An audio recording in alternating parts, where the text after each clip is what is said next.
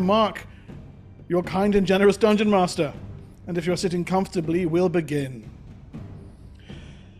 The recovery of Nibenay proceeds apace, but our heroes have found that their past misdeeds hang over them like a giant, haunty, hanging thing. During the run-up to the crisis in Nibenay, they were involved in obtaining a segment of the Rod of the Dead Mind from the city's Veiled Alliance. This meeting did not go entirely as planned when the Templars who were sent along to assist the party by their sometime ally, Templar wife Lieza, got in the way, and some spells were cast, and someone shoved someone else, and there was a bit of pushing, and then the poison crossbow bolts and arrows started to fly, and it ended with all the elves dead, all the Templar wives dead, and our characters in possession of the Rod of the Dead Mind. To be fair, they did then go on and save the city, free the Sorcerer King from a mental struggle in which he was locked with the collection of long-dead preservers known only as the Zwoon. But since then, with the Sorcerer King restored to his throne and the Templar Wives' powers restored to them, they have come knocking at the Villa Samaris, where our party is currently based, or was currently based, should I say, while they were undergoing attempts to make the rebuilding of the city and its reconstruction proceed apace by facilitating a large multi-level conference, engaging various stakeholders and liaising with other individuals to, circle back and zoom in and I don't know, whatever the fuck. Anyway, so now they are engaged in decision-making processes of whether to leave Nibenay behind, whether to face the music, whether to go full murder hobo and kill every last fucking Templar wife in the city as the only way to prove their innocence. That's the one that gets my vote. But, player characters don't always do what the DM wants, do they? Motherfuckers. As we zoom back to Nibenay, we find our heroes, as I say, in preparation for a possible departure from the city, except for Siora, who has struck up a burgeoning relationship with Jebea Shom, the new heir to House Shom, a large merchant house that was sort of behind the crisis and has sort of murdered Thicket's mentor and sort of killed a whole bunch of the insectile creatures that live on Zuxis' guarded lands. But hey, nobody's perfect. For God's sake. Jebea appears to be of a somewhat more open-minded approach to things, and he has done what every wise young heir to a powerful and noble house would do, and arrange a date with Siora at the city's most expensive restaurant. And that is where we find them. A day or so after the conference, at the King's Overlook. We've seen this place before, set into the bole of a massive tree that overlooks, as the name would suggest, the city's reservoir and the King's Gardens that sit atop it. Siora, I presume you've come suitably attired for such a high-class establishment. Yes, I remember I spent like a gold or a few gold or something on like the fanciest dress they had in I forget how much it cost, but I took it off my sheet. But like a really fancy gown that would look appropriate for this restaurant. So I'm not just seen as I forget what Hedrick's father called me, but one of those. Prostitute. Flesh peddler and prostitute. A flesh peddler, that was the one. Yeah, that's the one. Okay, cool. So, as for Jebea Shom, let's pop Jebea onto the picture here so we can remember his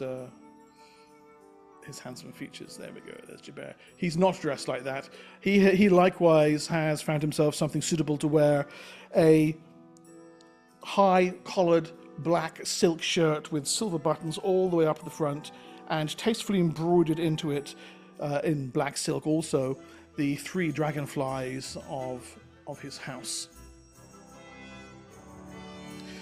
The King's really like Overlook. Advertise. What? Yeah, branding.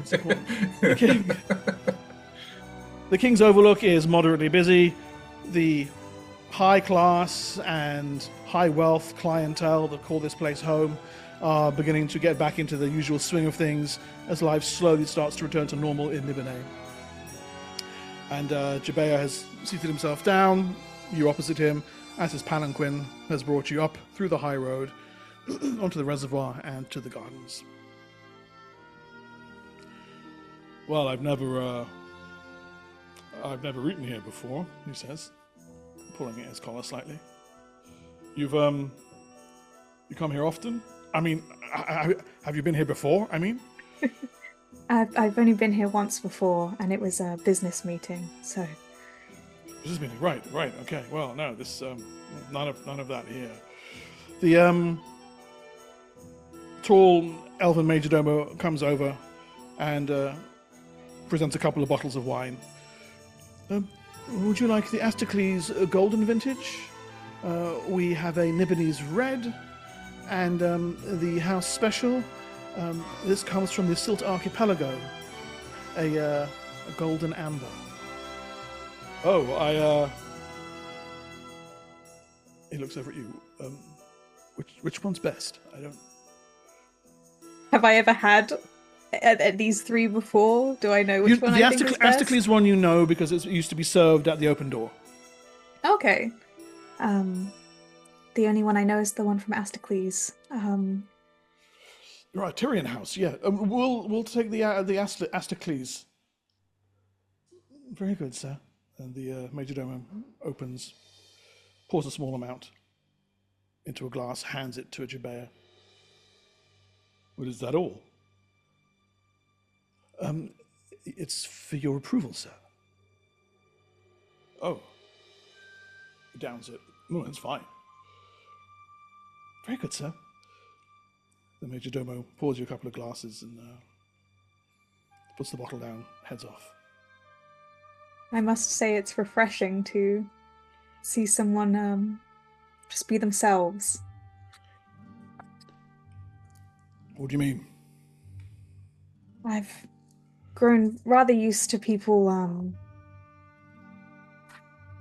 how to say, holding themselves back by acting a certain way. Oh. Right, yeah. God, this thing's too tight. Yeah, I'm not and as he's kind of talking, the majordomo arrives with your first courses. Some kind of large silt clam soup. And with what little expertise you have with your high-class clients, you immediately see he picks the wrong spoon for the soup. Starts to tuck in. Yeah, no, this is not...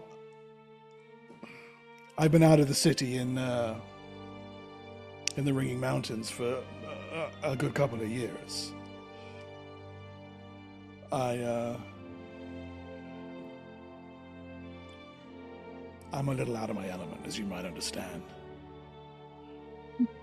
Makes sense. I mean, there's no need, we didn't need to come here. You didn't need to dress up. Whatever you're comfortable with. Really? Yeah. I mean, I want it to be something that is fun, not something uncomfortable for you. Well, you're so high class. Oh. Well, that's how you come across. I mean, well, thank you. The clothes and the bearing, and I just figured this is what you'd... Right, so, I mean, you wouldn't mind... He looks down at the soup. I don't even know what this is. Some kind of... What did he say? Clam? I don't know. I think they think when something is rare, it means it tastes better, but a lot of the time it's rare for a reason, and it's not that great. It's very salty. Fishes... I don't even know what this is. What is a clam, anyway?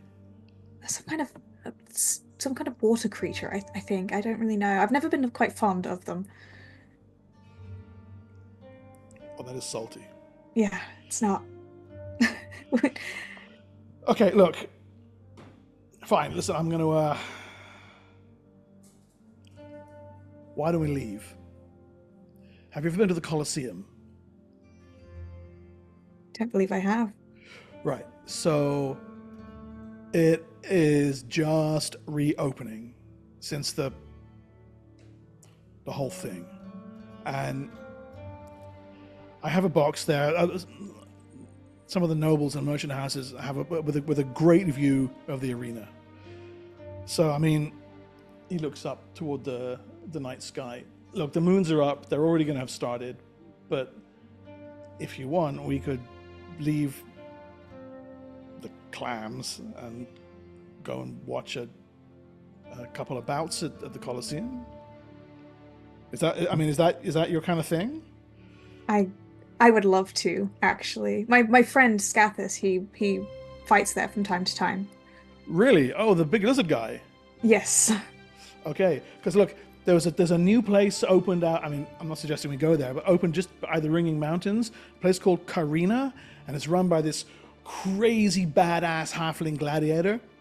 Oh. Yeah, just opened in the last year or so, and I was down there every few weeks before I got the call to come back here. So it's not Min, is it? Yeah. Bingle Bangle or something his name is. Yeah. Yes. Bingle Bangle. Yes, I'm aware. I'm familiar. Right, of course, right. Your accent, Uric, yes. Right, I think they're from there. Right, so, okay, fine, go. Major Domo, I'd like to take this out, but I'm not gonna. So, Bill, how's Sham? The Major Domo is like, of course, sir. And, Sierra will, however, take the wine. Like, if they leave the bottle, like, yoink. The Major Domo is like, okay, fine. And she will give him just the bottle, like, if he wants to drink from it. Yeah, well, he takes a swig, hands it back to you, loops his arm around your waist, and leads you briskly out of the King's Overlook.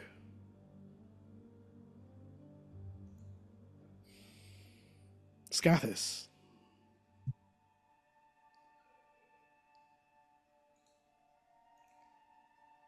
The gladiator preparation room is cool. The night air, and the fact that you're several stories down below ground keeps the temperature manageable. Around you, the hubbub of the other gladiators is barely audible.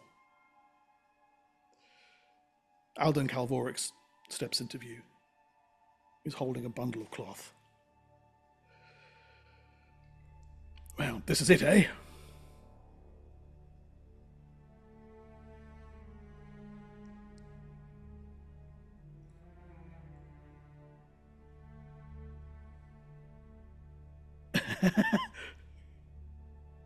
You're still muted. Muted. Sorry about that. No, it's quite fine. You take your time to find your voice.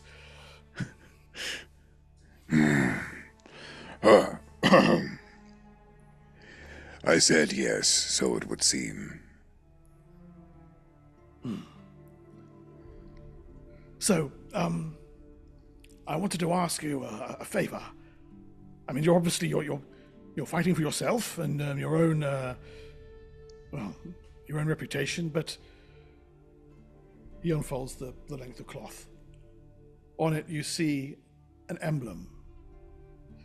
It's a white skull with a red sword driven through it on a black field. It's my new house emblem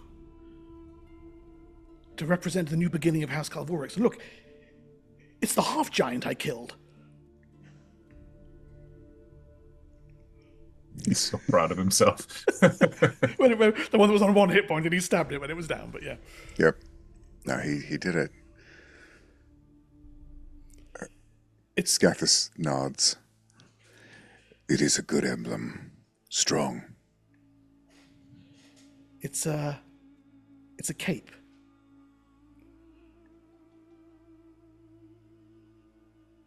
I was wondering if you'd wear it for the match.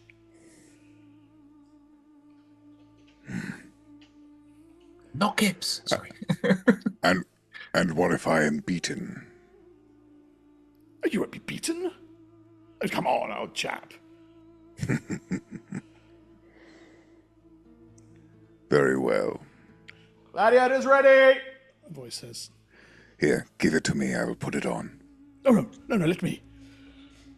And he stands and leans forward, drapes the cape over your back, fastens the clasp at your front. Yes. Yes, outstanding. Move out! How do I look? You look fantastic, Scathis. As the music swells. Gosh, I ship them so much. Mean. Mark, just quickly, we've had a lot of donations. Go on then, call the donations. Right, have you got a D20? I don't. You've now got 2. 2? Oh, Shit, yeah. Bloody hell. Thanks, guys. Oh no. Wow. Everyone else has got a D20. I think Darjay's still got 2 already. And Arnold, you've also got an extra one. So you've now got 2. Yeah. Goodness. Zuxis got a D6 as well. And there's Thank you, also guys. a random powered healing fruit. So I don't know if you want to roll how strong that is. let's see how badly Scathis gets hurt. first, shall we? Okay. And that's all down thanks to Grim and thanks to Thank you, Grim. Norse Jedi. Thank you very much, Norse guys. Jedi. Much Thank you. appreciated. Thank you. Thank you. Very cool. Thank you. The Colosseum. You've fought in some of the smaller arenas around town, and once in a part of this when it was still walled off undergoing repairs. But the main Colosseum itself, you have never seen it in the fullness of its glory. Alden claps you on the back and then hurries off up down one of the side tunnels to make his way up to where the noble's box is. You join the other gladiators, 3 of them.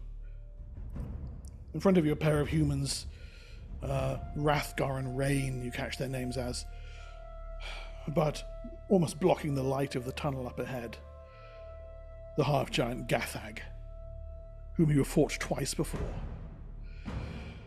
And then you are marching out up the tunnel and into the great arena area itself. Set several stories below this levels of the streets, 1,000 steps lead down to an immense floor that has been laid out with great pools of water containing immense scaly creatures, a huge central raised area, and some kind of chariot ring around the outside. But it is the rank upon rank upon rank upon rank of spectators that overawes your senses. Their voices raised in a tumultuous thunder of cheers that you hear and feel echoing back from the rafters, up and through your feet and through your breast. You can dimly see in one of the nobles' boxes what must be the House Calvoric's emblem hanging off the front of it. Several others next to it. Athabac's, there's the dragonflies of House Shom. Siora and Jabea, you are bustling your way into the spectator box, way up, overlooking the field of battle down below. Scathis, yeah, you can pop yourself on there, sure. Rain and Rathgar place themselves into a chariot with a pair of Crodlu champing at the bits and bridles, and on the far side, Gathag takes up his position. And as you watch, he reaches down and lifts up his breeches, and there you can see his crotch has been encased in a massive construction of black chitin. He has not forgotten the strike to his groin you dealt him during your last battle, and across the field of the arena he shouts, "Splice this!" Sounds like a challenge. You woke the wrong dog. You wrote the wrong time. That is a literal challenge, actually. So, yes, okay, so Siora, you've popped your token up into that. That's totally fine. Which of the rest of the party wish to be partaking in this celebrations here? Yeah, I don't mind. Just drag your tokens over to where Siora is. Oh, we wouldn't be with Siora. We don't want to cramp her style. No, that's my special box with my boyfriend. Yeah, we I don't, get Well- up there and I hide there. we don't want to cramp your style. We'll be over here. If anyone wants to, Alden Calvorix issues an invitation to Scathis' friends to observe his first major victory from a suitable point of vantage. But it's up to you where you go. Yeah. Whereabouts is that? I'll pull him over as well.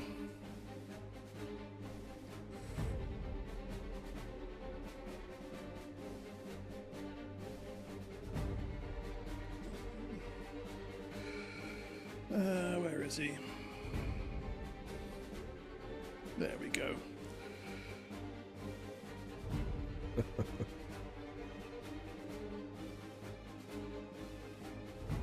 There's Alden. Oh, we're all over there, are we? Okay. Yeah. Oh. Oh, Sierra, fancy seeing you here. Oh, for fuck's sake. He's like, oh, you brought your dad here on our date? I imagine it's like they get seated and then like across the stadium it just Senec's It's like all us like It's like Tom the runs scene over. from Always Sunny where we're staring at each other from across the restaurant. I'm just like, I please have don't this come over, image please don't come over, of please don't come Sierra over. sitting down, and then Darjay sort of appears, his camouflage dissipates, and he's just sitting next to her. On a lap. Hi! He's been here the whole time. Oh, Dajay never left. He never left. For the carrying on down in the arena itself, Scathis, why don't you give me an initiative check, please? Are those sharks? Absolutely. There are sharks in the water. Those are Athasian psionic sharks. They actually do have sharks in it. That's Very limited Now, the question- habitat. The question here is whether I'm going to go in with Mandible Sword and Drake Thorn or Sword and Shield. I have to think about that. I'm going to go dual swords, I think. oh, cool.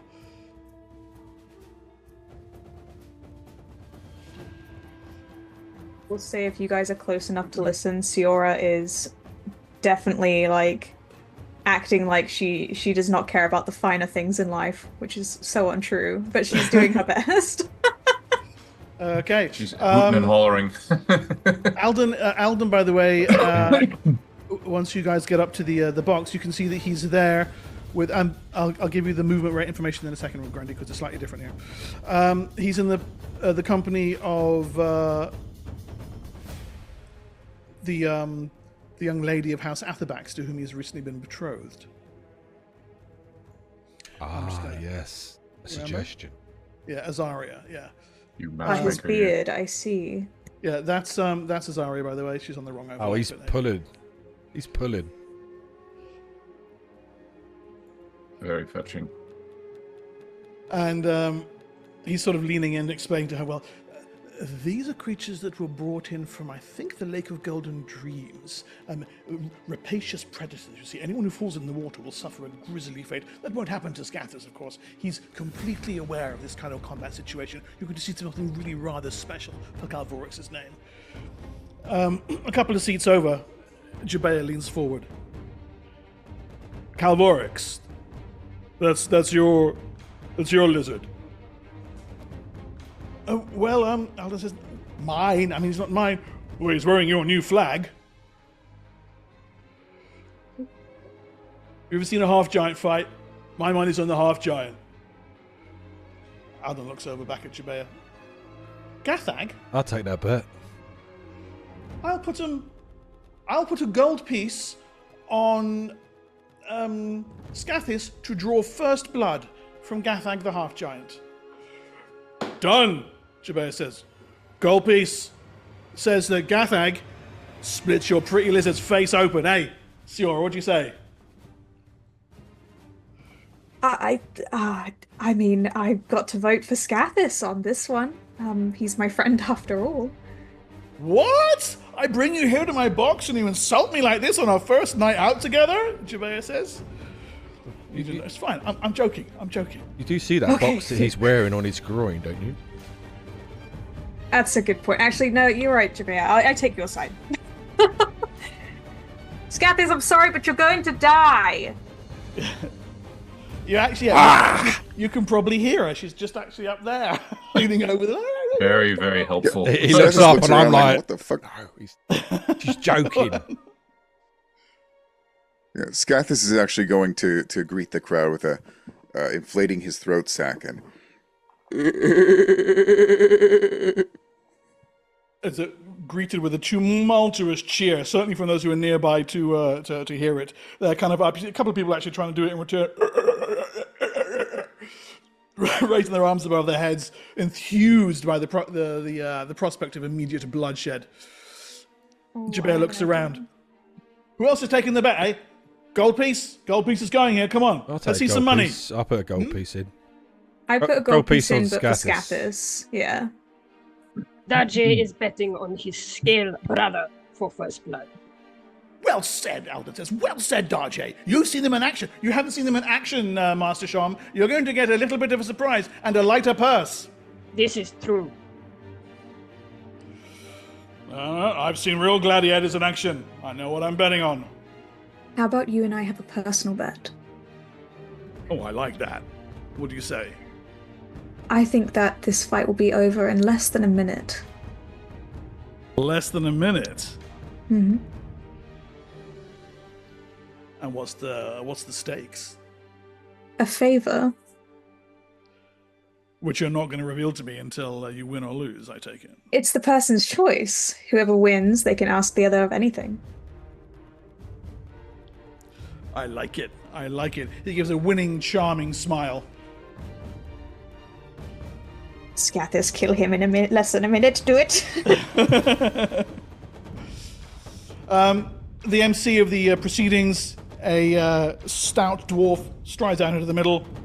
My lords, my ladies and gentlemen, free folk, merchants of Nibenay, and their enslaved attendees, I present to you the opening match of the Colosseum.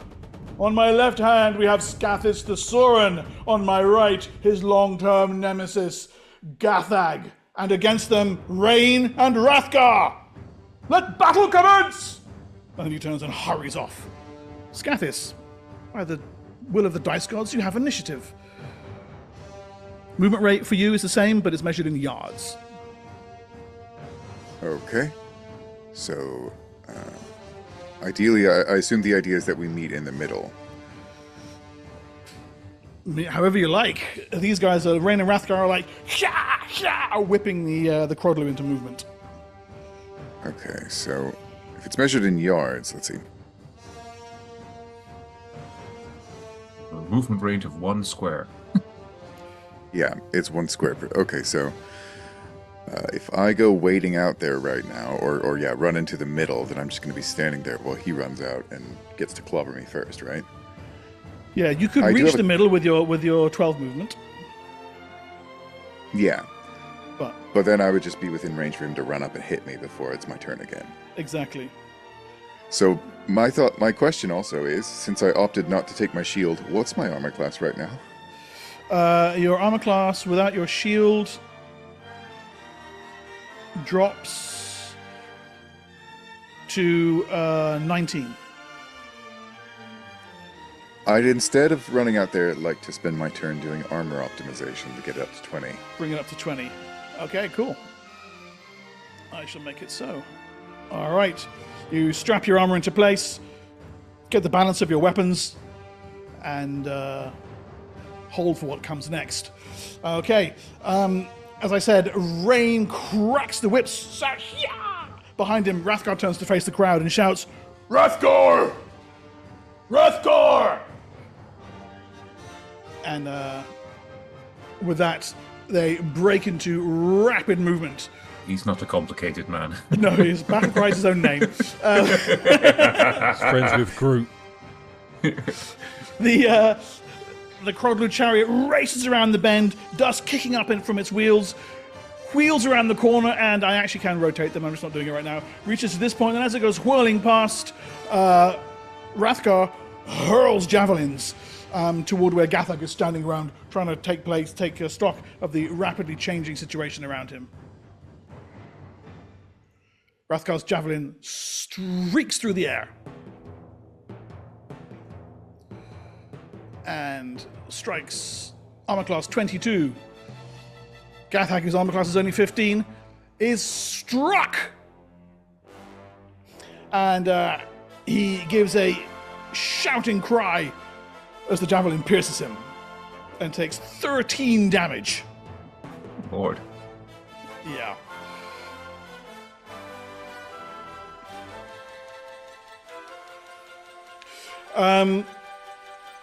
In the box, Jabea turns around and goes, "There you go. First blood. Scathis didn't spill it. That money comes to me. Pay up." Aldous, no. It was between Scathis and Gathag. We didn't place any bets on those two chaps in the chariot. That's not what you said, Calvorix. You said first blood.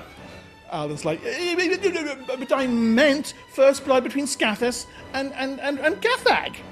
Darjay thinks you should have said that then. Well, I meant it. Please. Whose side are you on? Whose side are you on? You're losing money. You bet with me, you stupid lizard. God. I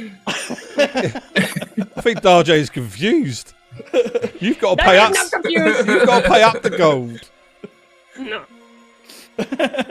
So, it's up to you whether you pay up or not. Jabea is insisting that you should. Alden is saying, no, that wasn't what I meant. I meant between agree Scathis with and Alden. Gathag.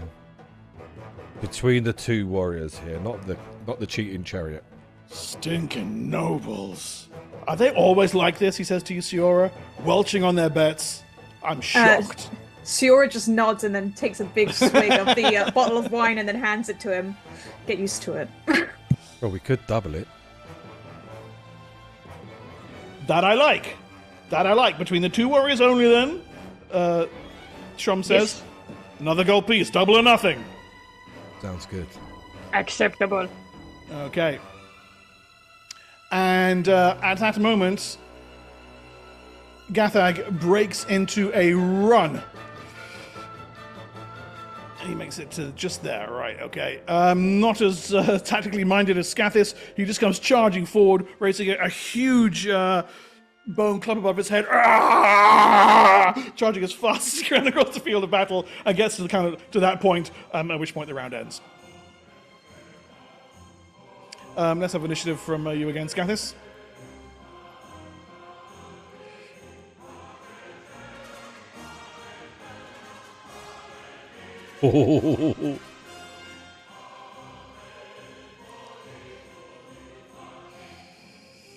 Okay.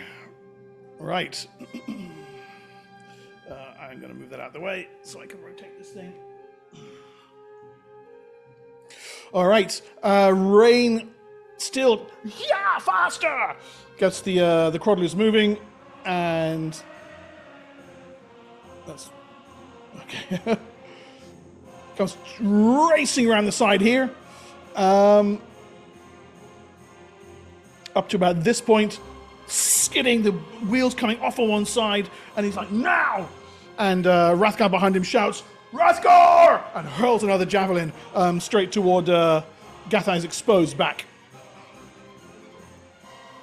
Again, the javelin sails through the air, and again it strikes home. Oh, it's a glancing blow, only 5 points of damage. Gathag stumbles. Stop that! Just stop it! I'll come for you next. Scathis, you're next, though. Scathis finally rushes forward. Let's see.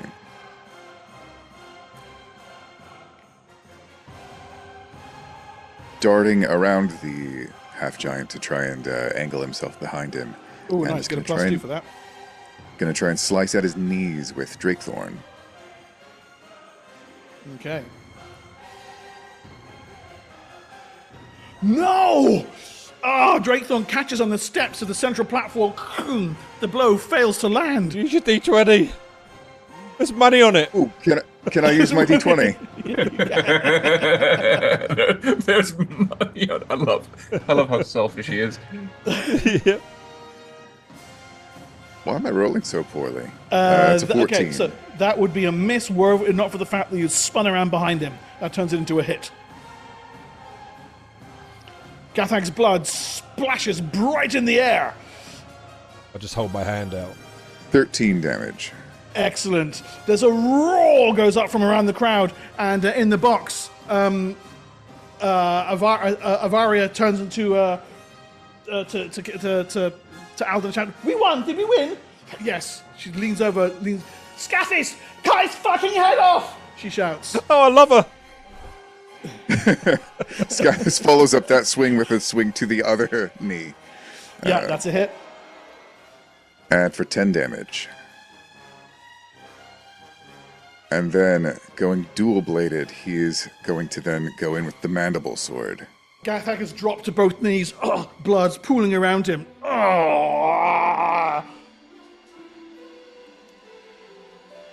Oh, beautiful hit.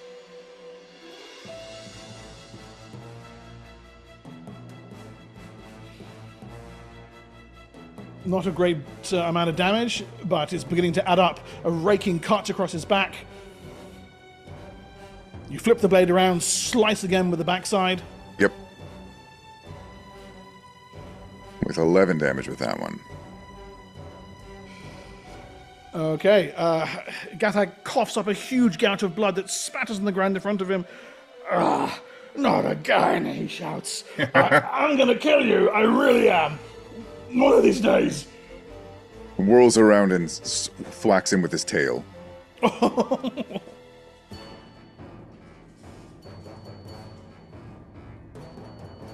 Yeah. Tail slashes him across the face. 8 points of damage there. How's he looking? He's badly injured. Blood fountaining from several wounds. It doesn't appear to be slowing him down. He pushes himself to his feet. Right. Action surge. Oh, I forgot I can action surge. Well, first I'm going to say I'd like to taunt him just a little bit. Yep. Gathag, the emblem on this cape is a half-giant skull. I'll have to get a new one made with a groin on it. Oh, you can't see my groin, he snarls. I'm actually gonna. You could probably club I'm gonna you with follow it. up that round of attacks with a bite if I can. Actually, Yeah, sure. To the groin? Ew. why not? Yes. Try and wrench his codpiece off. Yes, okay. Your jaws clamp around the soft, fleshy parts, pull a huge chunk of meat away. With it, the codpiece! No! My codpiece! Gathag shouts. I'm exposed! Action surge, all blows to the codpiece, or to the groin. To the groin! A flight of groin splices. Okay, if you want to use the cord shot, it's -8 to hit, but you'll do max damage with each hit. Oh, but can I do it like 5 times in a row to all of my attacks if I action surge now? Yes. Of course, I'm going to do that. Okay, so you're gonna treat him as armor class 23. Bloody hell. Yeah, what of it? What of it? Is this Drakethorn? This is Drakethorn, yep. Okay, so if you do max damage with that, Drakethorn has a small chance of breaking, even though it's magical. Probably won't, but that is a chance. Well, you said it's max damage anyway. It is max damage. Yes, you don't need to roll, so it is max damage. How much damage would be max damage? Max damage with Drakethorn will be 13 points. There you go. I'll take it. It's happening anyway because you did a cold shot, so you don't need to worry about breakage. All right. Yeah, okay. So it swings upward, the edge of the blade catching him right in his exposed jubblies. God. Every guy up in the box. winces. Jabir Shom is just handing out money. How much do we get? And I believe that's still another hit, right? That next one? That is another hit, yeah. Stab, stab, stab, stab, stab, stab, stab. Stabby, stab, stab. I'll just treat that second attack as him twisting it. Oh, So It's another, max damage as well. Yeah, max damage as well. Another 13. I hope you finish him off with the towel again to the groin. Finish him off with the what? Oh, the tail. The towel. I don't know how many hit points he's got left. Let's do it. He's just still in double figures.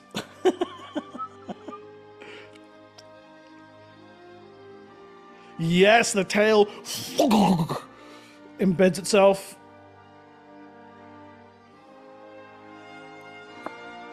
Max damage on your tail is d6 plus, so 10. Oh, I forgot max damage. It's I rolled 10. it. Yeah, it's 10. He slumps sideways, blood full pooling around him. Oh! Oh! Oh!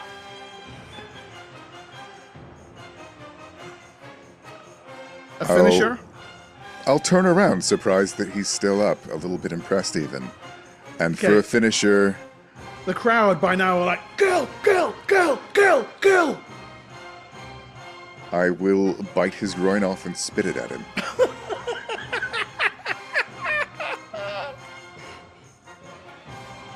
That's That's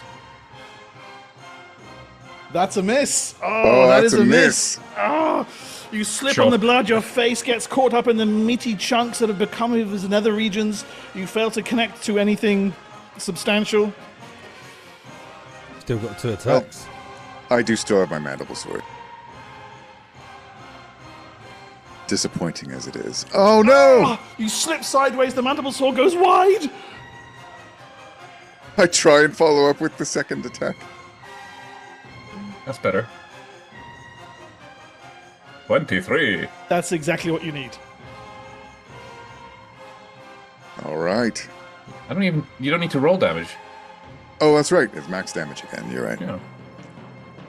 Gathag is respliced. He just slumps sideways. And that's... What's that? 6, 7, 8, 9. That's 13 in total. I'm just going to make a note of that. Because it matters for negative hit points. I love Diamond Anvil's comment. Speed back. No, that was good. You can only imagine the tapestries tapestries that will be made from this battle. Scathis, drenched in blood, especially his mouth from biting, just caked in blood dripping down, faces the crowd, crosses the blades over his head. Ah! The crowd respond with tumultuous excitement. That can be off the initiative. I found out how to ring people from initiative, by the way. But moments later, you realize the chariot has not stopped moving, goes hurtling past you as Rathgar raises another javelin above his head and shouts, "Rathgar!" and throws it at you. That's all he said. That's what his flavor text says. Oh, that'll hit. That is a hit, yes. Rathgar's javelin finds its way home, an immense length of sharpened bone, and... Oops, sorry, that's just a hit roll. It doesn't do you 19 damage. It does you 12 damage. Do I have to kill these guys as well? No, they're just no. going to circle you. But they will kill you if you don't. Okay, in the box up above, servants are now bringing around some extra refreshments, little plates of open meat for those who prefer their meat open and raw, fresh wine, sweet meats, a whole variety of food for you guys. They've already made them into little How themed much gold did we win each? appetizers. So you each you doubled it. So anyone who bet against Jabea won 2 gold. Nice.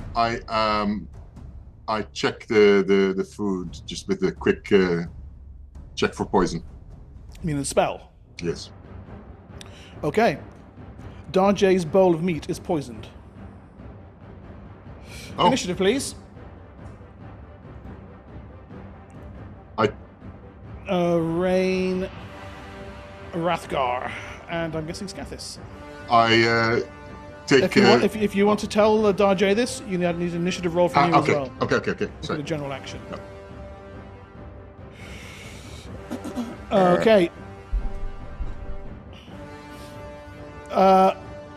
Rain drives his chariot up and past you. He turns and produces a crossbow, and over his shoulder. Oh, Success, you're on 4. I'll get it right. Okay, Success, you're first. I take her bowl from her. Him? From him, sorry. And The other lizard is trying to steal your food, Darjay. Was that a What are hit? you doing? I put it away. It's poisoned. And I take it away, and I look around me. Poisoned. Yes. How does this one know it is poisoned? I cast a spell. I didn't trust what's going on. That everything was gonna be all good and bye. But it's poisoned. They tried to poison you. Okay, Dodgy would like your ball then. Success passes Jarday her bowl. Okay. Acceptable. And you can make me an observation check as well, Success. You said you were looking around there. Okay. Can I obviously hear? Obviously, I hear her say that to Darjay. Yeah. Yeah. So can I look around as well? Yeah. Put yourself on the initiative count, please. Also, does he acknowledge that I won my bet that the fight between those two was over in a minute? Yeah, he leans over. So, what's your favor? I'll tell you later. Wink. I'm not so sure I lost this bet. I like the sound of that. I just even roll though a roll a d20, right? Because Yeah, I don't have the- observation. Oh, then it's roll. Make it a wisdom check Wisdom check. Fine. at a -5 because you don't have the skill. So next, even though you're on a 3, you can't act faster than 4. So, but yes, you hear Success saying this to Darjay. Darjay's only concern is, I want my food. Piggy, like a Labrador. Yeah, I look around. This is not the first time Dodgy has tried to be poisoned, okay?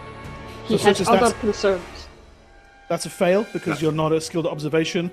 Yeah. There's a press of bodies, the servants, the bodyguards, some slaves, other nobles in the box. Money's changing hands, bowls are moving around.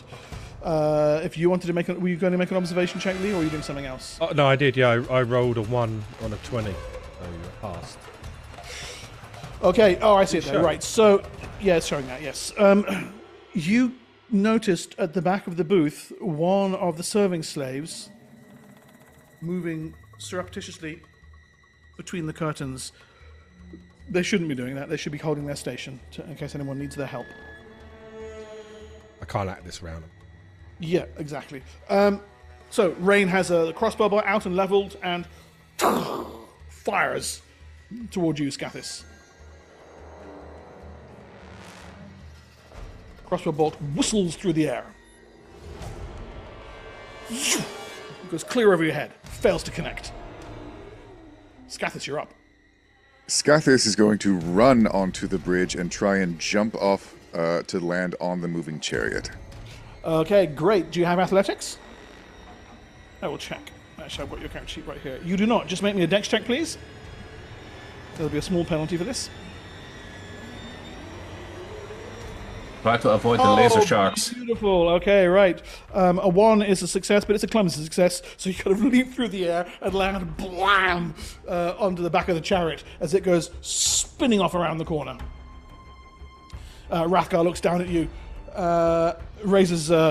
pulls a sword. Rathgar! He shouts and slashes down with an overhand strike as the chariot wheels around. The whole thing now unsteady that there's an extra body inside it. Overhand blow with a great bone blade, and that's a solid hit. Deals you 11 points of damage. Hey. Okay, Is Rathgar a half giant or just a regular sized person? he's a human. Okay. It's just his mannerisms seem to be very half giantish. And it goes racing through here, and it's now. Let's just move it there. It goes directly below the box. Wheels, thundering dust pluming up. Azaria kind of leans over. Scathis! Scathis, kill them! Kill them both! I'm trying! He said he's trying. He spoke to me, Alan. He spoke to me. And that's the end of the round. So initiative from anybody who wants to be involved in whatever the hell's going on, either on the field of battle or up in the box. Do you guys fail your observations? No, I didn't. If I do, let's see. So the chariot's just kind of making its way around the whole place, right? At the moment, Rain is just kind of wheeling it around in circles, yeah. If I were to say, hold my action to try and make a CMD to knock someone into the water with all the vicious creatures, would that just be general action? No, What would that be? If you scroll all the way down, you'll see where the CMBs are at the bottom. Okay. You can make a CMB with any attack that you have. So you can make like... Knockdown would that be, right? Yeah, it would be knockdown. But you can make several in a round because you've got multiple attacks. A CMB just takes the place of one of your melee attacks. Okay. Well, I've rolled initiative for it. Okay. Right. And I see Siora, you got something coming first there. Yeah, I'm just gonna hold my action. I mean, do I hear him say to Darjay that the food's poisoned? Absolutely, yes. All right. Can I then look around and do I see that person backing off? Make me an observation check if and you have it. I do, I believe. It's in Yeah, you do. proficiencies. Am I good at it, though? That's the question. You're good enough. Yes. Just as you catch kind of Senex's eye line as one of the slaves is abandoning their station, trying to make a stealthy exit through the curtains at the back of the booth.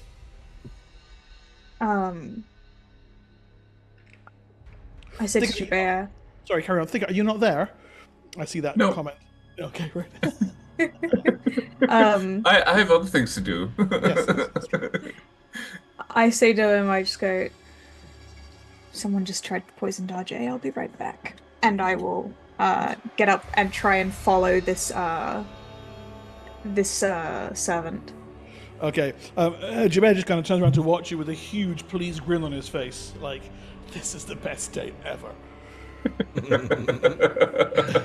Just quickly, Zuxis got another D20, and so did Scaffis. Thank you very much, Grim.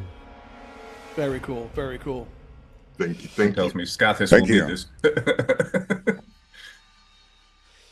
Okay, Scatus, you said you were going to hold your action until the chariot... Until we get okay. closer. Yeah, so it wheels around, skids around here, and comes as it's just going kind of past the bottom of the pool there. Rain is guarding it as best he can. He's guarding it with one hand, trying to pull a short sword loose with the other to whack at you while he's steering the Crodlu with his other hand. And you're up. Okay, I am going to try and basically, like, he'll spin around and lash his tail out and try and catch it, basically sweep Rathgar's legs and try and knock him into the water. Okay, Rathgar has a CMD of 25. Whew, okay. Well, we'll try. Oh! I'm going to use my Okay. D20 and try again. Okay.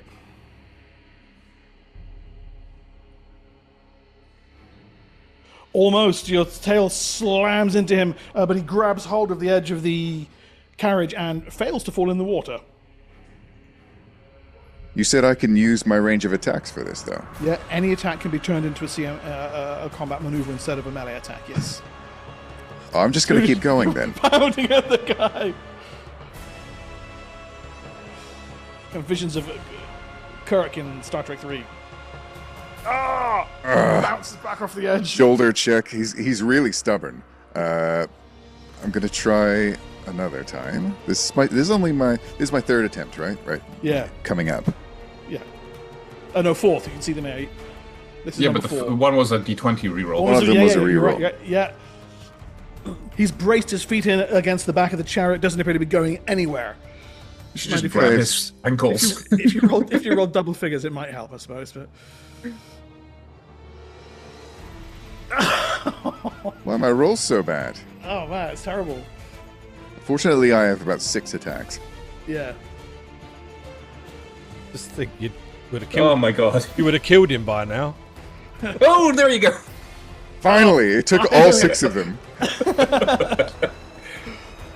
What's the final attack? What would it be? Headbutt. Yeah, so he Keeps trying to whack him. Yeah, the last one's got to be the headbutt instead of the bite. Okay. He screams, Rathgar! And plummets over the edge and into the water. There is some floundering, some splashing. Rathgar, of course, can't swim, but his companions in the water very much can. And it does not end well for him, although it does end fairly quickly for him. Assume the crowd cheers as the water turns red. Yes, as the blood floods into the water from those nearest who can actually see what's happening. There's actually where those further away who don't see the gory details just. And a new chant begins to rise up around the arena. Scar this! Scar this! Scar this! In the box, Alvin is going, Calvorix! Calvorix! Calvorix! But no one's picking up on it. Shame, really. Okay. Rain lets go. The chariot veers wildly as he simply turns, abandoning control of it. I want dex checks from both of you, please. That's for him. He stays put. And you stay put. The chariot comes to a careening halt. But you both manage to keep your position. And we'll just kind of plonk it there as it comes to a halt. And he turns and just comes at you, blade rising, falling, and stabbing furiously. And he gets 2 attacks at his level. Only the first one hits. The second one just glances off your armor, and he does a rather paltry 4 points of damage. In fact, it's your armor optimization that saved you in the second one. Actually, yeah. Yeah, it is indeed. Okay, Senex. I would like to ego whip the guy that's trying to escape. Okay, I'm gonna. Where are they? There's a counter for them here, actually. I'm just gonna pop them onto the map here. 21. Okay, psionics. Ego whip, you say, yeah?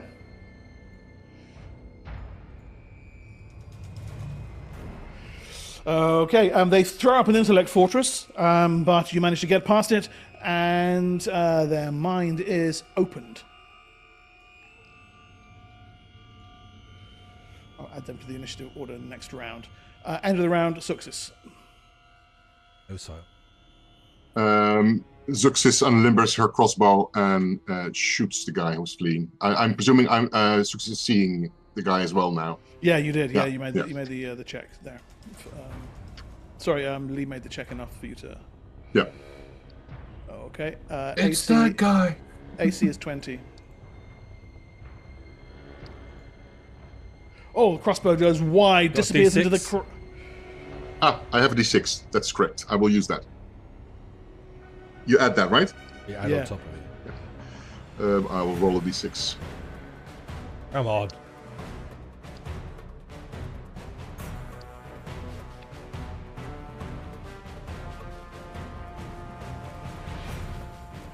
There you go.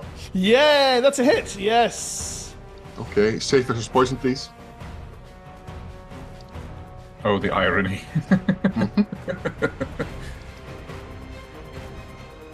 That's a miss by 1 point. He dies horribly. Okay. And slumps.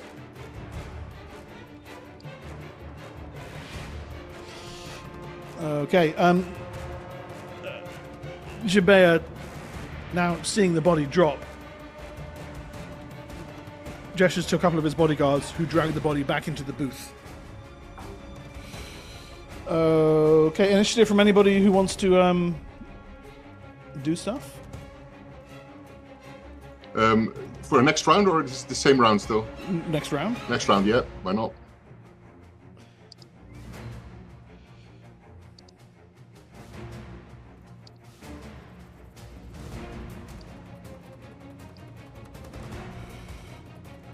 Okay, Senex.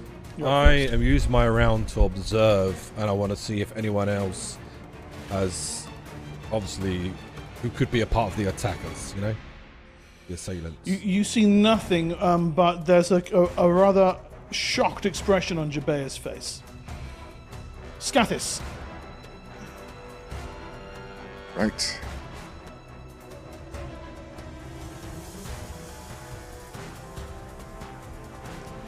Yeah, that's a hit. Rain is armor class 17. 10 damage with that first attack with Drakethorn. Drakethorn strikes, draws blood. The crowd And roars swings its back to hit him appreciation. again with it. Nice.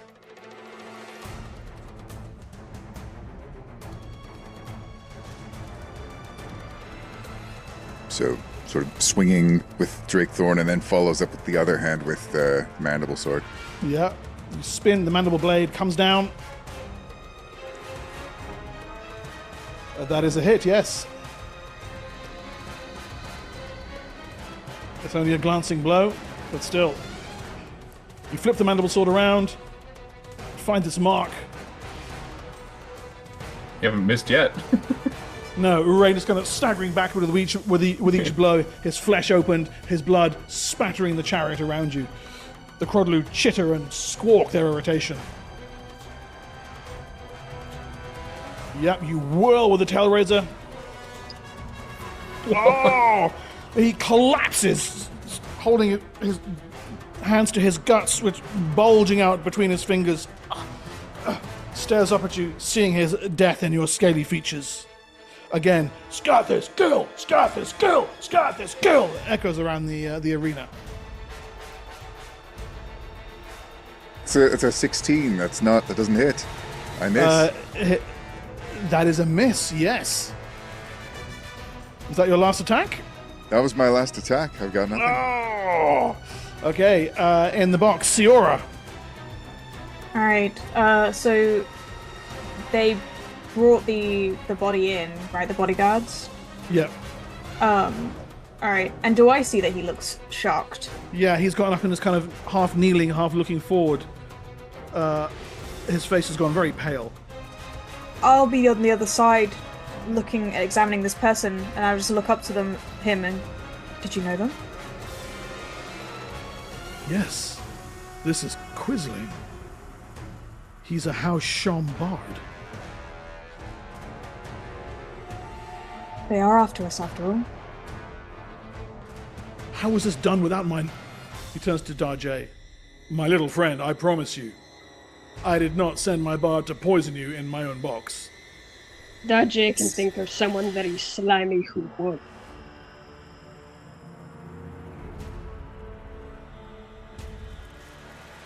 I think you might be right.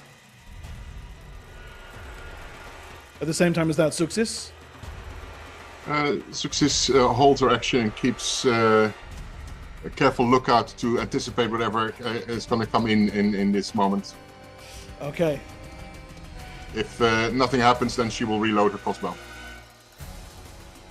Nothing happens. You start reloading the crossbow. Down in the arena, Rain flips his sword and offers it hilt first. Mercy. Around you, the arena's desires are clear. Scathis, kill! Scathis, kill! And in the box, Azaria is like, Scathis, kill! Scathis, kill! Scathis, kill! I love her so much.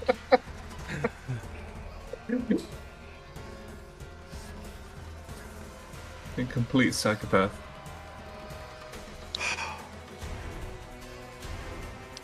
You got him down to 1 hit point there. See, I was going to do something creative when I kill him, but now he's asked me for mercy, and it feels like a moral decision. It is. It is a moral Sorry. decision. You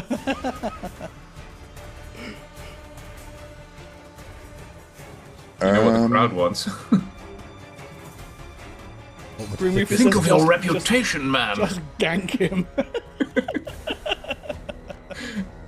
Was Rathgar, I think.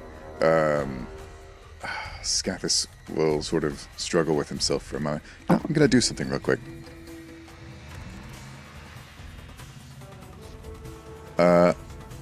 He will take the sword by the hilt.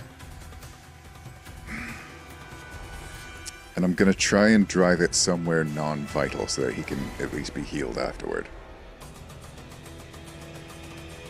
Will they heal him? It's possible. I mean, they healed Gathag twice. You may survive this, but if you do, do not fight me again.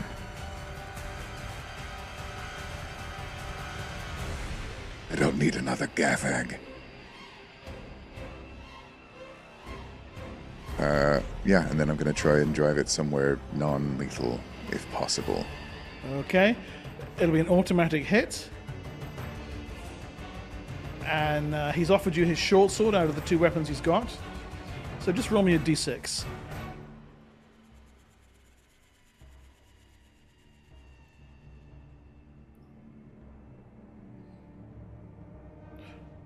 Are you putting your full strength behind it? No. He goggles, coughs, and moves no more. Around, the arena's bloodlust is satisfied. Your ears ring, your head swims with the thunder of noise that reaches you. In the box, Jabea looks up. Well, it seems House Shom still has some boils to lance.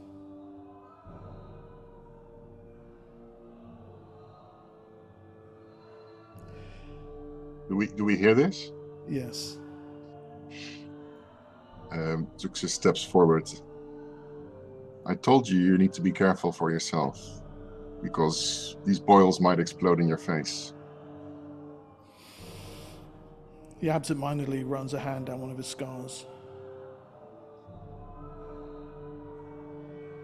And looks over toward me, kind of meets eyes with you, Darjay. I'm sorry. Dajé does not blame you. You should not be a victim of my house's troubles.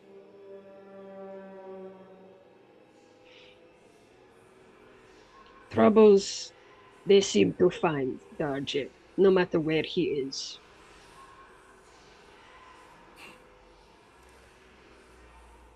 I know how that feels. Thicket. Are you at the Villa Samaris or the Eden Estate? Where were we last? You were last at the Villa. I guess that's where I am then. Go back to the other overlay, please, Lee. That's then where they find you. Oh, great. Belly, her name's still on the thing. But it's B-E-L-I, but never mind, Belly's kind of funny. Templar wife Belly of the Bureau of Security. And her patrol. Or the house slave alerts you of their arrival. But they brusquely push their way into the courtyard.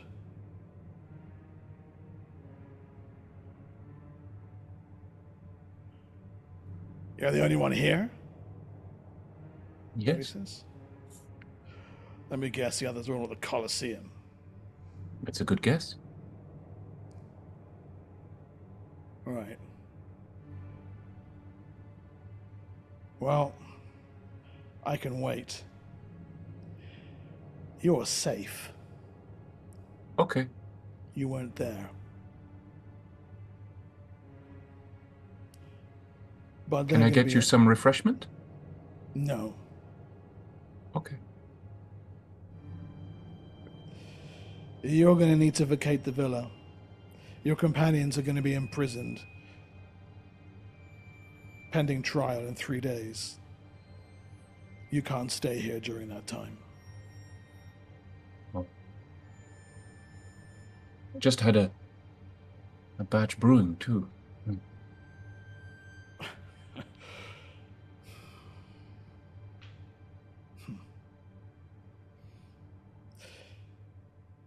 You're the druid, right?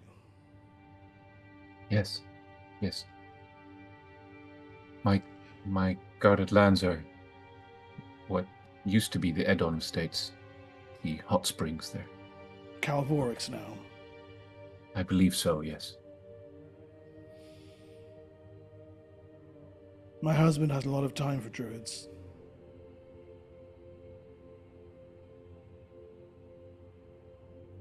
How long will your companions be? I presume they're going to finish watching the spectacles at the arena, whatever that might be. I don't know. I don't really care for such things. That's going to be all night.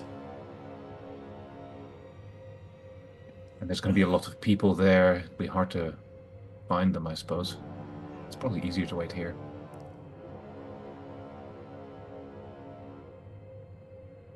We'll wait. I guess I Maybe better start packing then. Maybe I really will know. have that tea. Okay. I wander over to the kitchen and ask the slave lady whose name escapes me. Aura. Aura. I'm really nice to her because I think it's really wrong that she's You being... can't even remember her name, you classist pig. I know. That's me as a player, not as a character. And I am a classist pig as a player. What's her name again? Yeah, I treat her really nicely. She's like my favorite person whose name I can't remember. Yeah, no. I asked her if she could maybe make some tea for our guests. Yes, of course, sir. She hurries off and busies herself with it. And then I go back and I'm so sorry. I have a batch of very sensitive herbs brewing and I need to stir in the pot. Are you okay if I attend to that? Don't mind us. Okay. I go over to my brewing station and I kind of see if they have line of sight. They don't. Okay. So really, it's an incredibly awkward 3 hours. While you work on your brewing, they stand around. Belly occasionally tries to make small talk. Aura gets increasingly nervous having Templars in the house. The half-giants in the street grumble. One of them wants to play a game of Hawk's Gambit. The other one complains that he can't count that high. I go over to Aura and I ask her if she can I do this out of sight of everyone with the just under the auspices of me talking to the slave about domestic stuff. Are there Templar surrounding the building? No, they're only at the front, but your building is on the I'll show you the map, actually. Is there like a back alley that somebody could sneak out? This is the part where we find out that we live in a cave. So I'll remove those tokens because they're not there. This is your building. The one right inside the gate. Is there any room between those two buildings? Yes, there is. There's a small alley between them. So if you wanted Aura to get out unseen, she definitely could. So that black line is an alley, essentially. Yes. Yeah. Okay, so she could potentially go kind of over here to this street, through this little alleyway. Yeah, I'm pinging on the map. I don't know if you're seeing that. On the larger overlay, Lee, that's the villa. So, yeah, I mean, if there's a back door and she can sneak out, there's a roof. There's a roof thing with a ladder. You can get on the roof, get down the ladder, and off you go. There is actually a back door over there by the kitchen too. Yeah, which is perfect because that's where she is. Yeah. So if she can maybe sneak out. Let's bring those Templars onto the token layer just for the hell of it. Yeah. Basically, I just have her, because we live pretty close to the arena, right? Yeah, you're fairly close, yes. Yeah. Well, you wanted to go to the arena and find your companions? Yes, and just warn them that the Templar is waiting. Yeah. But to hurry back immediately, and I'm going to put this under the auspices of I sent her out to get some more ingredients for my It doesn't herbalism. even Betty doesn't even bat an eyelid. No. Sending someone out for that kind of thing isn't. I mean, it's just completely Yeah. trivial. Yeah. So I'm gonna play the gracious host, having sent my slave out to fetch some whatever. Yeah. Eye of Newt, and then wait. Okay. Matters are winding down somewhat out of the Colosseum. By the time Aura actually finds you, there's a series of captive Gith are being slaughtered by a group of Dune Reapers, and the heavy drinking has started in the box. Alden and Jabea, after the initial betting is over, have kind of struck up a bit of a posh boy, mountain boy rivalry thing going on, and it's turning into a fairly pleasant evening. The poisoning notwithstanding, Jabea has said that he's going to look into. He's had the corpse taken away. I'm hoping they build up a friendship. He's going to look into this matter back at the Hausstrom Estates, and he suspects that he'll be having a short and somewhat stabby conversation with Farlan Modus before too long. Darjay, you are of course invited to that if you wish. I think it won't take much to get him to confess his part in this. I share your suspicions. Before we part ways, Zuxis will request whether she can cast a slow poison on him. Go ahead. Done. It's as you're finishing up the spell, Scathis, you've been cleaned, healed up by the Arena Templars. You have a moment in the cool darkness where the gladiators prepare. Ever so briefly, you're alone. Your mind skips back to your panicked flight from Lava Gorge, the long road from the Northlands, working as a caravan guard, and then Outpost 3 and everything that's followed since. And here you are wearing a young noble's colors, your ears still ringing with the echoes of your own name being chanted by 15,000 spectators. And yet about to flee again.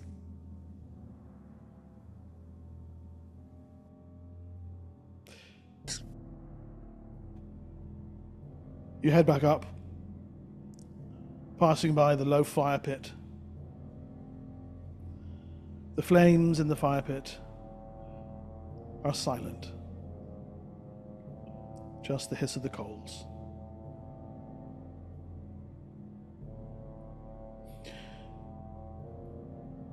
You make your way up the spiraling stairs into the upper levels of the Colosseum, slapped on the back and congratulated, and people calling you by name and greeting you as if they know you, waving, cheering. Silver coins and ceramic coins, 15 silver and 30 ceramics, are thrust into your paws or thrown at your feet as you make your way up the standard rewards of the gladiator.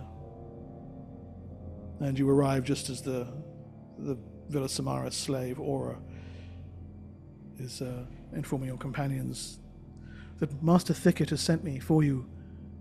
He says that Templars of the Temple of the King's Law are waiting at the Villa Samaris, and that you should hurry back.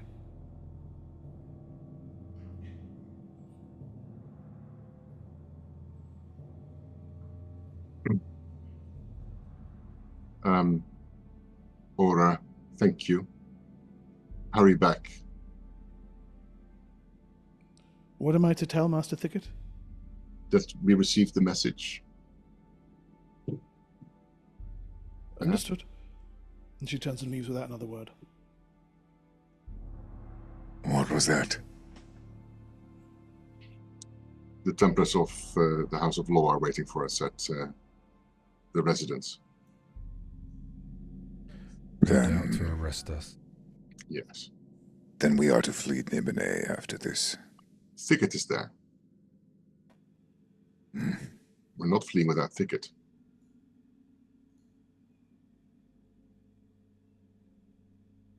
Surely we can work something out. I don't know. I thought I hoped that would have been resolved through Shemhook, but that clearly there is no resolution to be found there. Japea, Yeah. do you have any sway with the law? This place. No, by the merchant's code, I'm not even a citizen of Nibenay. I have sway in that I have money, but I'm afraid that House Shom isn't riding high in the Shadow King's popularity right now.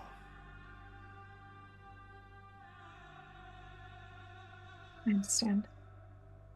Would you be in a position to broker for us with the House of Law? Because brokering you can do. You do it with the bards as well. I can get you a meeting, for sure.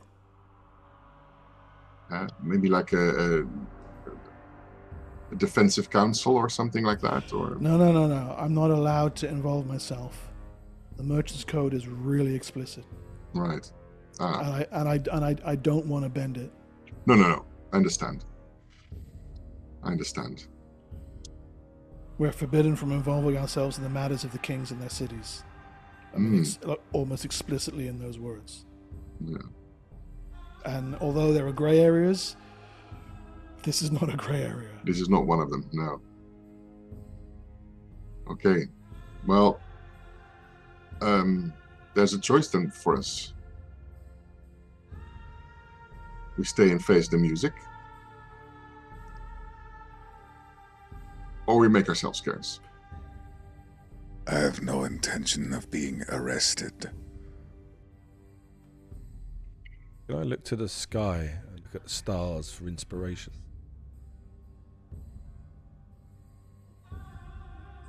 What do you mean? Like omen reading. Make me an omen reading check, please. Ooh. Is Mercury in retrograde? I'll let you know. Does Jupiter align with Mars? Are they even in this constellation? It aligns with Uranus. Is There's Lord Klingons near Calvorix Uranus. anywhere nearby? He's listening intently. Yeah. The stars, the alignment, suggests a reckoning. A reckoning that you cannot easily avoid. It's not impossible.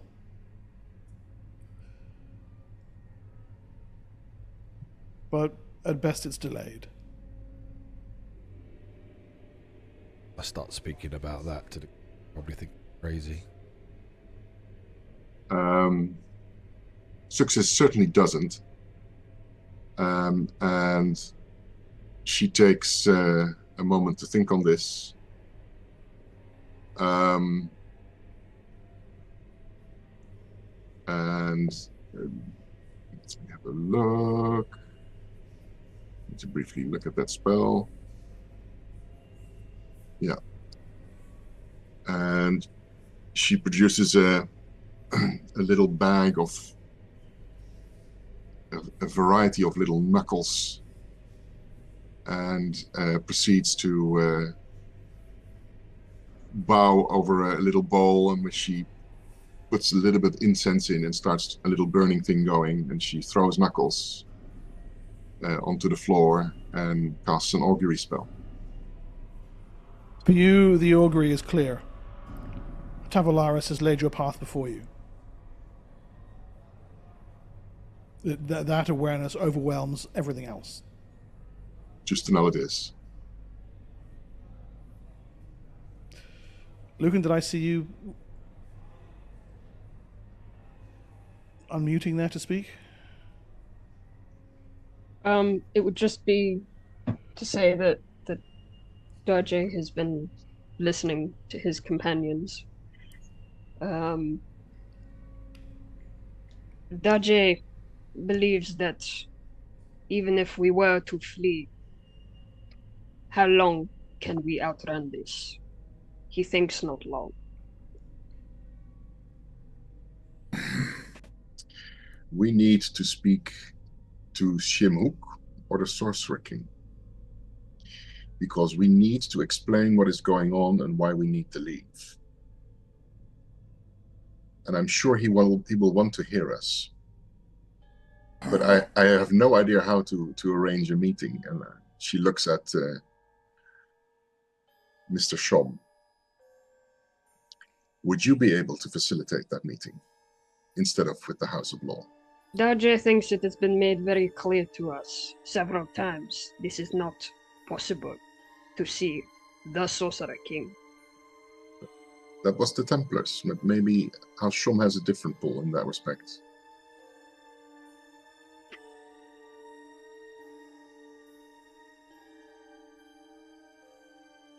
Okay, look. I am not a citizen of Nibenay. Right? And I have sworn to uphold the laws of the city-state where I'm stationed, this one, and to do nothing to attract the wrath of the local officials. Right? Aiding us would do that.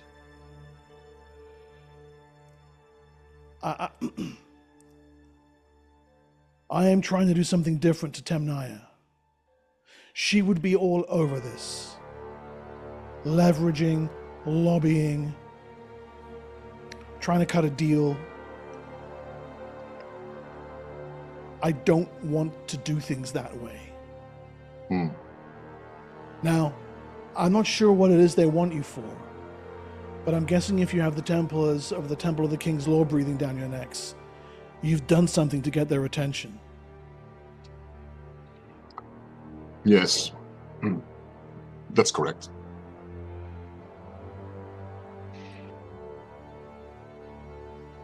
We did something for the House of Trade. Right.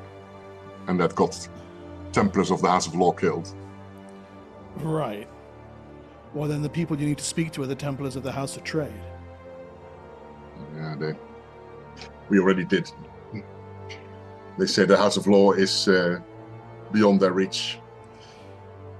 I don't know. Listen, if you need someone to get you out of the city, I can do that. Right? Yes, I would like that. Wait a minute, Calvoric says. Just wait a minute. You're talking about leaving now. We've only just started getting this city back on its feet. Scathis pulls the cape off and holds it out to Calvorix, drenched in blood. You should take this back. You will not want me to represent House Calvorix. Scathis, no! Listen to me. We are in a great deal of trouble. If we fall out of the Shadow King's favor because of this, I do not want to take your house with me. He stares at you and then takes the cloak, the blood staining his hands. There is always a place in House Calvorix for you. Always. But, well, I know you well enough to not stand in the way of your destiny. Destiny. Where I came from, they called me faithless. They were correct. I have no faith in destiny, or the stars, or in justice, or in the goodwill of sorcerer kings. I believe in the swiftness of my legs and the strength of my sword arm. You want me to stay and be arrested, he says to the rest of the party. Darje does not wish this. You say, Darje, that we cannot outrun this forever. That is life, to outrun a predator that we know will catch us. To run is to live. I intend to live. I will be fortunate if the sun devours me before, well, any other enemy. Senex, you know how to write, right? I do. Why don't we write a missive addressed to Shemhook and the Sorcerer King, explaining why we have to leave and we cannot wait for the House of Law on this matter. And we drop that off with the House of Trade to be dropped off on our behalf. We briefly touched on this thing that compels us to leave soon. We cannot be delayed by a court case from the House of Law. But the Sorcerer King will need to hear from this, because I am sure he knows what this vision refers to. He is one who knows what is hiding in the sand there and in the silt and is waking. I'm sure of it. He's old enough to know. Start writing a missive then. Explaining that the druids... I mentioned the druids a lot because I know how much he favours druids. And that the druids have had a vision.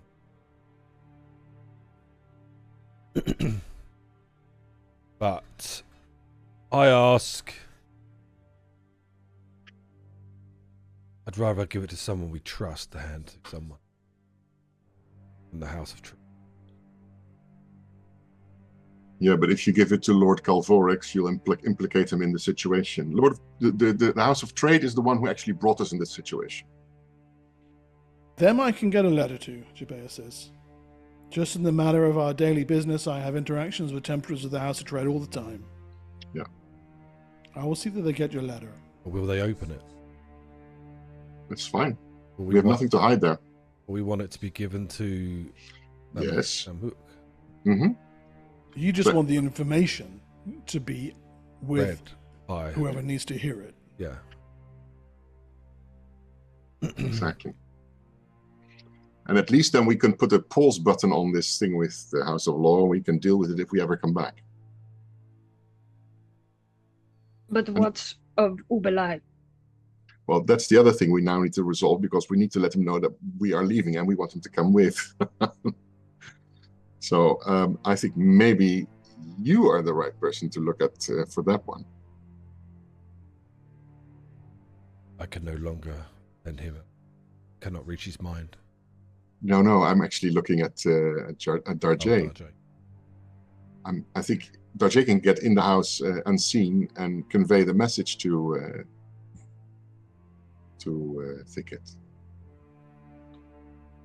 Darje may go.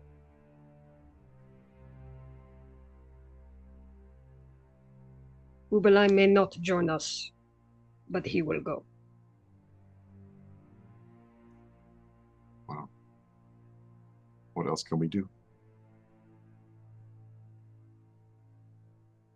I think Ubelai will join us, because his message from his spirit of the land was just as pressing as mine. I just didn't argue with the spirit of the land. The spirit of the land, he said, you can't wait, you need to go to just now. This is true.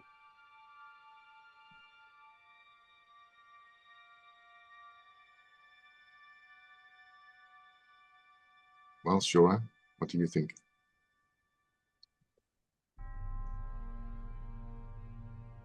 It seems that we don't really have much of a choice. I don't want to have to leave. But I'm not going to go to trial on my own.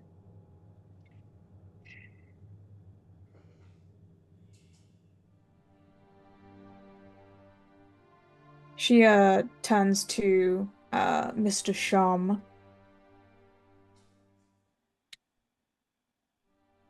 That favor, Yeah. You're gonna have to blow it on something useful, aren't you? Such a shame. She'll walk over to him and she will give him a kiss and then a hug and then whisper in his ear, I want you to not forget me. And then she'll pull back away. He holds your gaze for a few minutes. That's not a favor at all. That's a given. Next time you're back in Nibenay, come find me. You can have your favor then. And he leans forward and just places a soft kiss on your cheek. She tears up a little bit, actually. Honest man, Shura. She tears up a little bit and will nod and back away and just kind of keep her head down and her arms crossed. Just very much like in a display of like whatever everyone else decides, you know?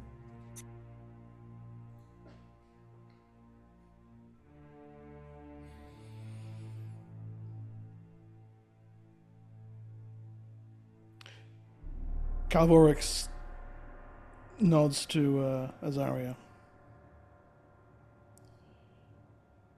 She has been listening intently and senses that the festivities have come to their end. We have, we've fought together, he says, looking around your small group, and bled together, and broke into the Nagaram camp together. And, made a lot of gold off Lord Shomir together. Wherever your roads take you, I want you to know that,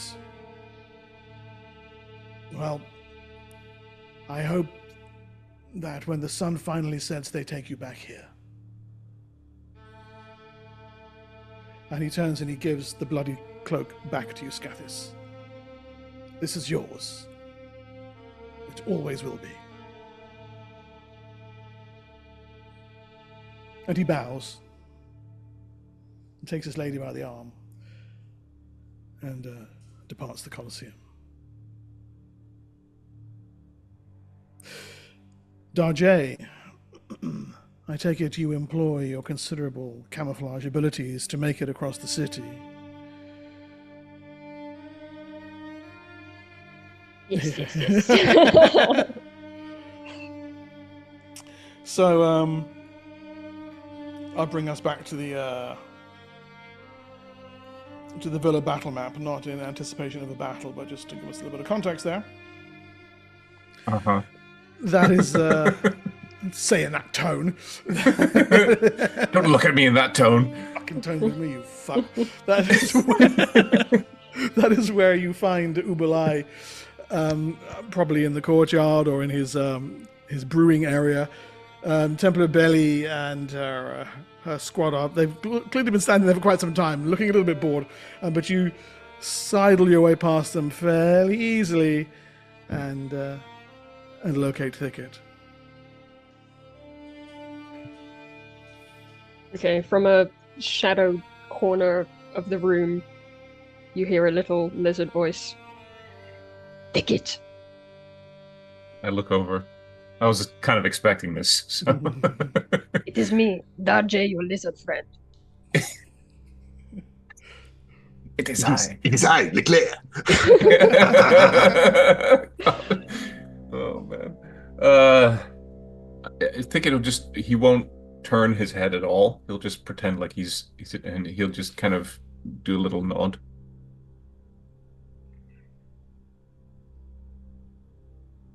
We are leaving the city. I figured. I'm going to make an excuse to leave. Where shall I meet you?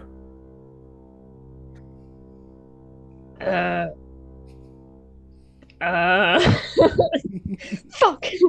God, we don't know! House Shum? Question mark? I don't know. Sage's Square, that is. Yeah, okay. Let's move to the city map, actually. Daji will be back in Sage's Square. How Sham is helping us with passage out of the city. Okay. So you guys are currently just as the village, just inside the gates there. Mm-hmm. And how Sham Citadel is this absurdly large building there. I suppose we shouldn't have expected anything less. Okay. Is this I'm one going to. ready to leave? I've been quietly preparing these last few hours.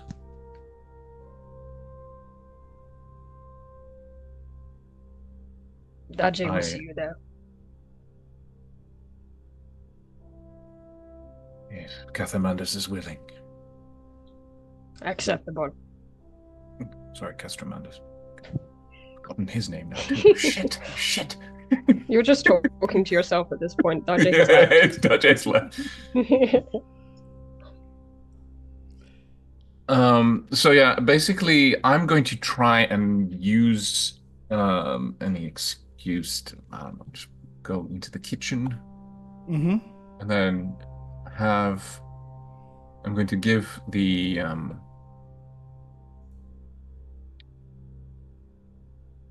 slave instructions to just distract them. Keep giving them tea. Tell them that I just briefly popped out, and that you don't know when I'm coming back. Whatever you command, Master.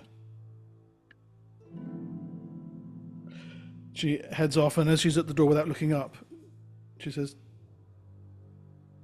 "May the elements bless you." And then hurries down, and you can hear her voice raising, "I've made some colon berries. Would anybody like to..." "Oh, I've dropped it. Oh, they're all over your uniform as well."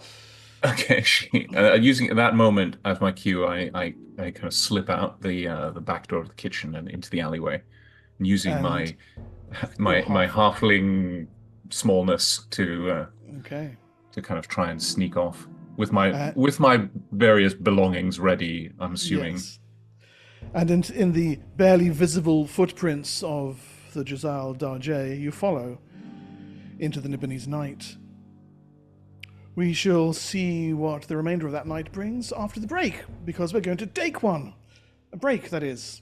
Now. We'll be back in a few minutes.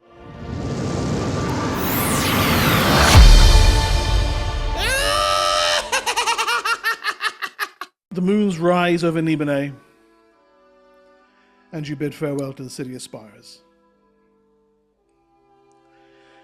A quick rendezvous at House Sham's Citadel on Sage's Square, and you set yourselves up with canks, with some water, some food, tents for the road, necessary supplies, paying exorbitant prices in the economic crisis that continues to grip the city. And then you head out of the Mechalot Gate, between the immense statues known as omnipotent receivers, and onto the Black Spine Road.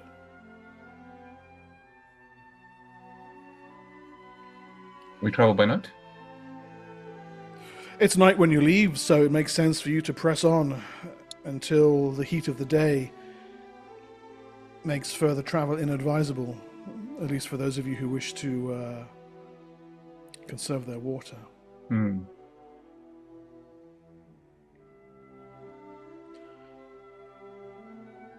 The Black Spine Road heads toward the Black Spine Mountains. There are guards on the gate, but word of your impending arrest has either not reached them, or they don't register who you are, just one amongst a number of other travelers heading out beneath the gaze of the moons, taking advantage of the cool of the night. Your kanks beat a rapid tattoo on the broad flagstones of the Black Spine Road, and into the north and the east you head. Now, just to recap what we discussed during our very brief break, your plan then is to head along the Black Spine Road to where it meets the old Silt Road, follow that out into the desert, as far as Outpost 3 even, and reach Cromlin, a port on the shores of the Sea of Silt. And from there, plan in detail your expeditions into Gustenau.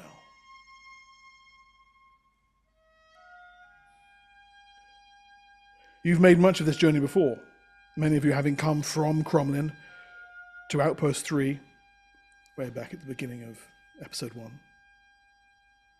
And you know that the journey is some 7 days from here until the Sea of Silt. And it'll only take you 2 or 3 days to cover the first half of that on the Black Spine Road and the Old Silt Road. So you make incredibly good time, hammering your way north and east as the moons descend from the heavens and the eastern horizon begins to shimmer with reddish light. You hunker down before the heat rises to unpleasant levels, get the tent set up, tether the kanks near patches of scrub grass and cactus, allow them to forage. Thicket, you summon the energies of Castromandus. Provide everybody with some nourishment. Yeah, the food's a little bland, the water's unremarkable, but it keeps hunger from your bellies and thirst from your throats.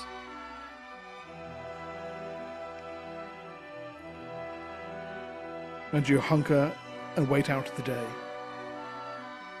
in the sweltering heat of the tent.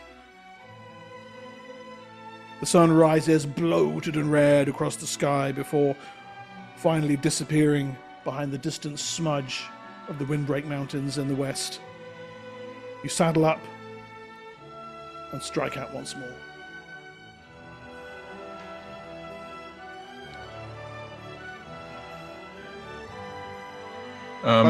Yes, go ahead. Sorry, I'm just thinking, like, if I see anyone suffering from the heat during our stays in the tent and stuff, I'm going to cast Endure Heat on them.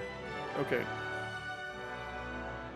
I make sure to, at the end of the day, when we're busy with the setting up the camp and stuff, that I befriend at least one of all the kanks. So you're working day by day with Yeah, the kank. to actually get them all to become my friends. Yeah. You going to name them? No, the two that my two kanks that I own have names, but the others not. No. Me and my kank are best buds, and by best buds I mean I rant at my kank while riding, and the kank says nothing back, and that's perfect. Have you named it? Are you ranting about having to leave your life of luxury behind? Yes, I'm very upset, and I'm making it everyone's problem. Well, Darjay listens to you. God, you're Darjay listens Vespa. very passionately. This is where a silence spell comes in handy. Yeah, exactly. Sedex is thinking of a power that may silence her. So, Darja, you're actually... Well, you can cast Sensory Suppression on everyone else. Then you don't have to listen. Yeah. So, Darja, you're presumably trotting along, I mean, easily keeping pace with the kanks alongside them. Yeah. Does Darjay not tire? No.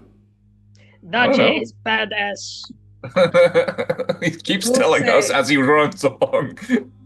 I will say Sarah Darjay won't is be not saying tired. it loud enough for everyone to hear. It was more just like to her kank. But if Darjay is running next to us, then Darjay will probably also hear my rantings. It is okay, Siora. Darjay will give you many. What did you pack in this suitcase? It's my hairdryer, and I can't live without it. Yeah, Zuxus's spare kank is just Siora's things. Just a bunch of like piled high pink suitcases. It's like literally a fucking armoire. Oh shit. Yeah. We're living in a material world, and Siora's a material girl. Yes. Yeah. Your farewells to Nibenay would have been fairly rapid, but Jabert would have re-impressed upon you. The sooner you're back, the better. Calvorix Likewise, and I'm guessing, Scathis, your pack contains, wadded up inside it, the blood-stained cape that he gave you, his house emblem. You have left a very great deal behind.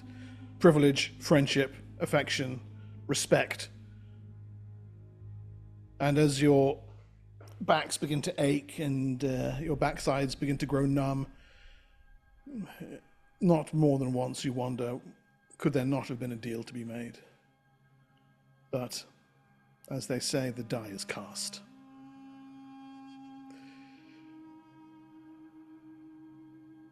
Midway through the second evening, the Black Spine Road turns north, and you head onto the rough, raised, packed stone berm of the old Silt Road. Might I, if it's okay, one of the nights where we're traveling, can I go and sit next to Thicket Sure. and have a little chat with him? Sorry, if it's too intrusive, don't worry. But No, good. I'm just going to describe a dune or something stupid like that. So go ahead, and it'll be much more interesting to hear you guys talk as opposed to me. And then you see more sand. ooh, So the night, actually, I just wanted to make one little point of order. If the moment we leave the road and head out into things where we can start to leave tracks, I want to see if we can if I can cast a pass without trace. We're not there yet, but yes, fair Okay, enough. just wanted to little. And I will help you with that if you want to. Yeah, just so that they don't see us actually leaving At the the road. moment, this you're kind of just heading onto the. If you imagine, I mean, Luke and I can just say to you, it's like the Alcala Road, but it's a packed mounds of stones that have been flattened out with dirt along the top. Okay. While we've been traveling, how could I have been like working some jade, like a nice piece? Yeah, but let's get back to that in a second. Panda, carry on with what you were.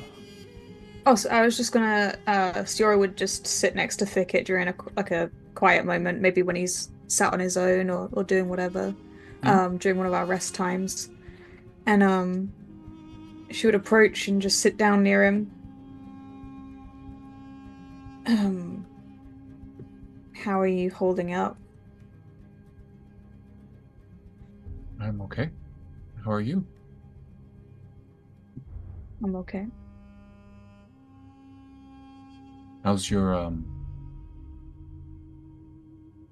hate to say it, but how's your butt? Oh, we've been riding for 4 days. It's fine, thank you. Mine's sore. Don't you have any salves for that? Oh yeah, but That's a link. you gotta sit through the whole day or night. And I I wasn't made fold for up. riding. I fold up my bedroll and I sit on that, and it makes a little bit See, of now a difference. that's a good idea. I think I should do that. Yeah. Sorry, Um, you wanted to. No, I just thought I would check in. She seems very uncomfortable.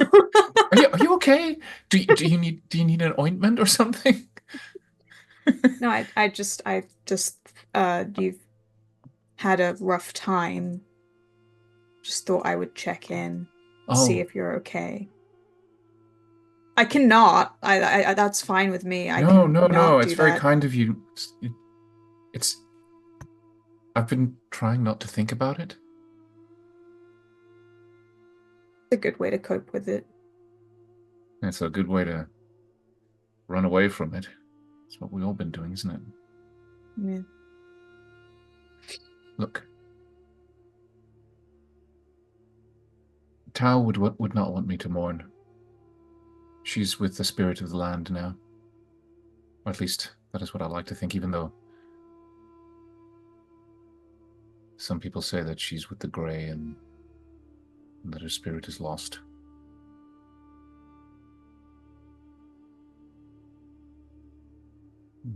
But I choose not to look at it that way.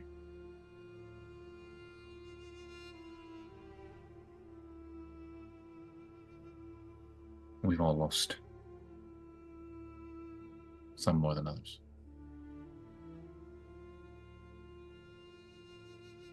How about you? Are you okay? Yeah. Yeah. How did your date go?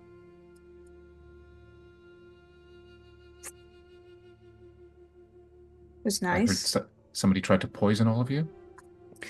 Just Jay. Oh, so it didn't affect you. No. Just a bard sent from House Sham. Wait, so It's you the were... advisor. You remember that creepy advisor that we were originally dealing with before the true heir came back. Do you trust him? I don't trust anybody, but I trust But him you- more than most. But you like him. He seems different.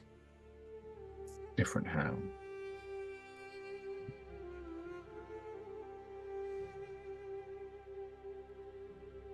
More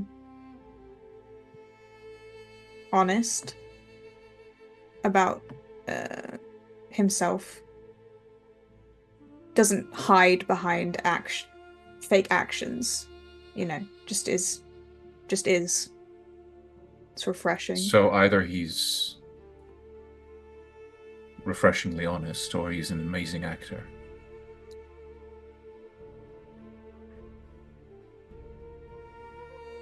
I hope for your sake that he is what he appears to be. You seem to need something. And I don't know what it is you're looking for, Siora, but you have to be careful. You put yourself in dangerous positions. Don't we all? You seem to need it.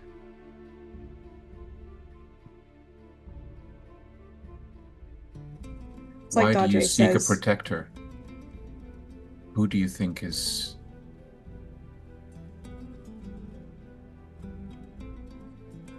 We all are looking out for each other, right? And yet, from what I have seen, you seem to seek the approval, or not the approval, the protection of others outside this group. Yes. Why? Isn't that wise? This group, it will likely not stay forever. The odds are one or more will die, and I want to make sure that I will be all right if that happens. Okay. I don't want it to, but I'm just trying to if- understand, that's all. None of us are really in a position of power. You understand? Is power what you crave? Or control? It appears to me that you are seeking control because you have none.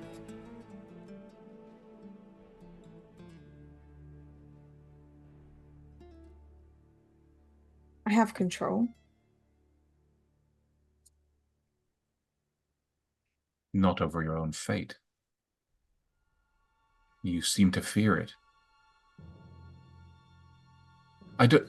Don't get me wrong, I'm not saying this disparagingly. I understand. I merely think that you should be careful. Because sometimes when you seek the support and control of others, it can backfire. And they may end up controlling you. Isn't that just what life is? though. No, not at all. Life is fleeting and beautiful, but it is not about control. None of us are in control. Even the Sorcerer Kings are not in control. They think they are,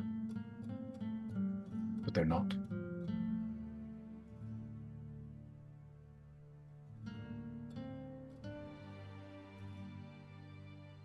Just live. Live life to the fullest. Yes? What I'm trying to do. Okay. And that's fine. That's good enough. You don't have to be more.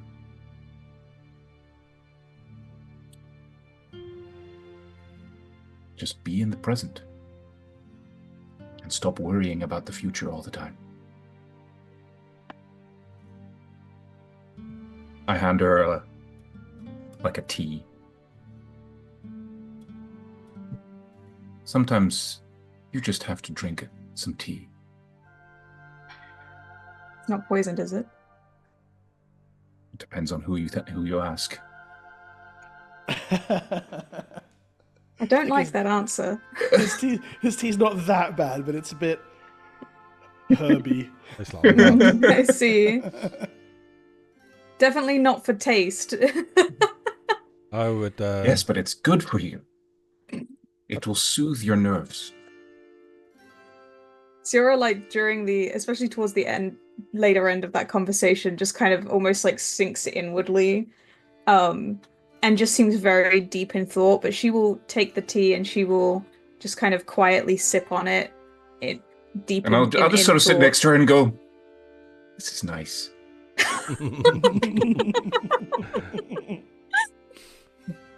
She just that awkwardly looks down at him and then just like also sips the tea.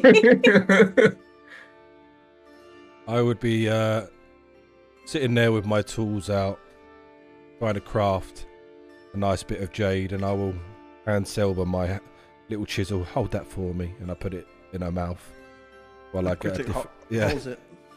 And I reach down, pick up my tea from the thicket, take a little sip, put it back down again, and carry on with the chisel. That's what I'd be doing.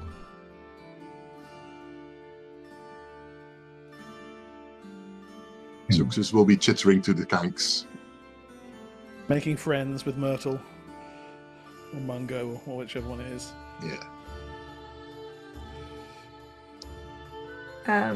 You know what? After a little bit of silence and Thicket being like, "This is nice,"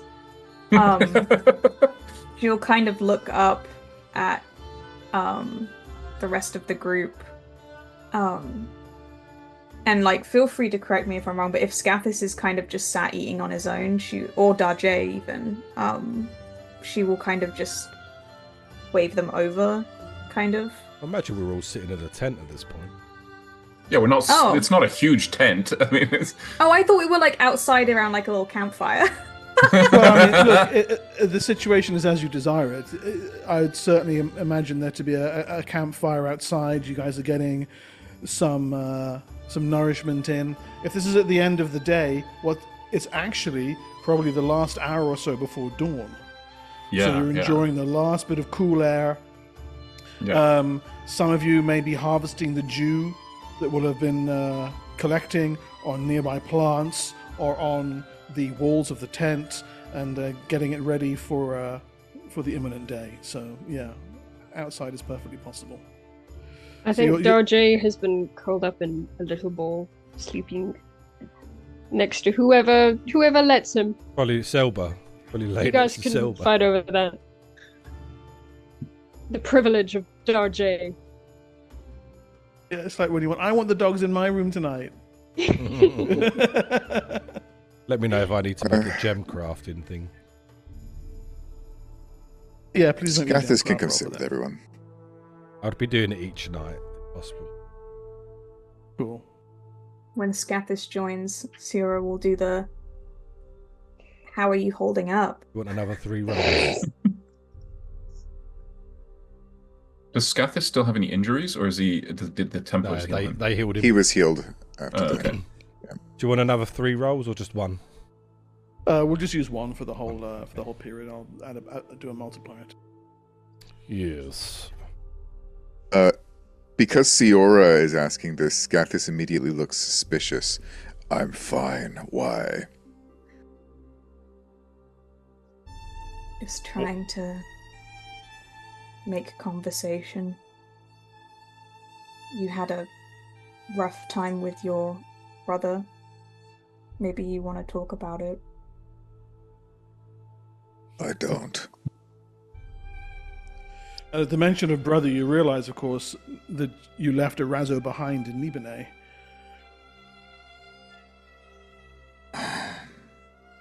You had a rough time with your brother. Maybe you want to talk about that. I don't. He nods and grunts.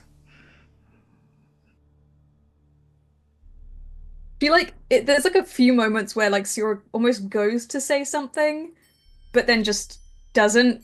It's like she's like trying to force herself to speak, but can't quite do it. But yeah, it's just very like kind of like. But we'll just sit enjoying the quiet time with her companions, idly watching The next will Senex's break craft. the silence. I don't have a brother. Just carry on. Neither do know I. of. I have many tribe mates, but Apparently, I have lots of kin I know nothing about. Grandchildren, right? No idea. He had to leave. so do you have memory loss? Is that what I understood from your conversation? I remember some things. Huh. Sometimes. What's the earliest memory you have? Or is it one of those things where you have all the early memories but can't remember recent things? It comes and goes. There's things from the past I remember. Long, long ago. And other stuff that I have picked up and remembered recently just by Armanesh teaching me a few things, and I'm like, oh, I remember some of this. Over the years, memories, information tend to get lost. Maybe you dreamt them, maybe you thought them, who knows? Is this Mark, is this dementia or is this like amnesia? You're Can not I my tell son. the difference? The impression you get from talking to him, he doesn't seem like he's suffering from dementia. Amnesia, perhaps, but it's what you've seen of amnesia. It's not quite how it works. You have the impression of a cup that's been overfilled. Right.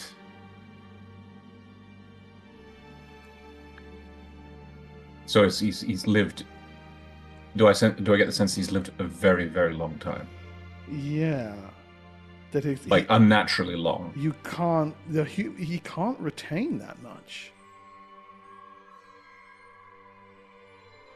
Senex, how old are you? Very old. You say that, but you don't remember how old you are? I know roughly how old I am. Well, give me a rough number. I have seen 17 centuries. 17 centuries. Spit out my herbal tea. How many King's Ages is that? 10, maybe 11? No, it's longer. King's Age is 72 years, right? It's Yeah, exactly. It's 22 King's Ages. How have you lived so long? Success stops talking to the Kangs. How I have so many questions. I'll ask them away. I looked at Selba like shit. Silber rolls over onto her side and shows her belly for scratches. Rub them. Can humans live so long if they are not eaten? No. No, I've not heard of any humans living that long. In fact, I think you might not be human. I'm not. Are I you... didn't think you were. Are you Elan? I was the first.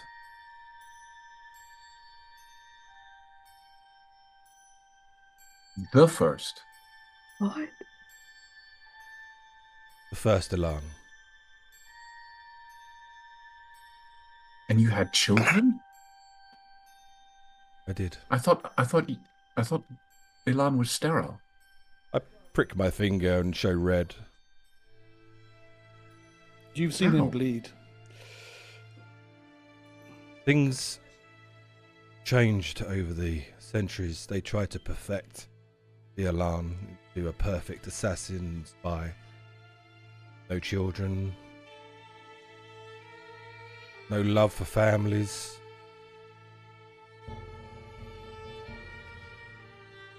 I reach out and hold Siora's hand and squeeze it. It's okay, Siora. He's just explaining. No, I have seen that Siora proved that fact wrong. Elan can show feelings. She wouldn't be here if she didn't. She goes a little bit red. I'm here because I don't have any other So choice. Are you? Are you?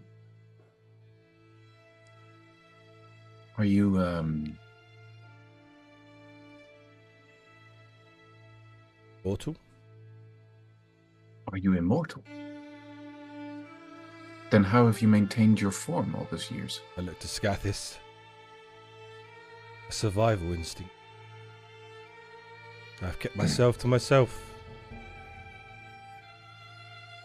So what's changed? You're with us now. Yes, not the most survival. I know. I,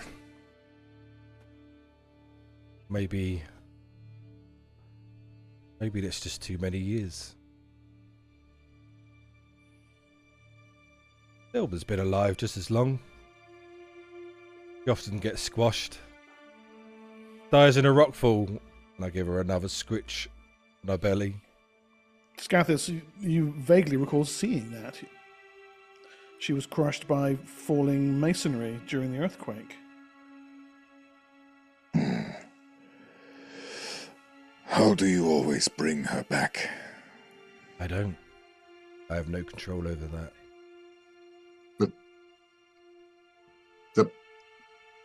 That's not Elan, right? I don't think she is she? No, No, she's She's not. just a No. it's just a critic lizard. No, But- she's just a lizard.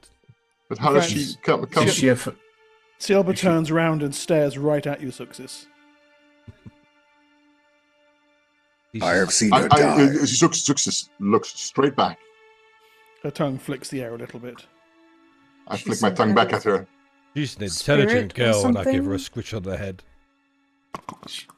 Is she a familiar? No.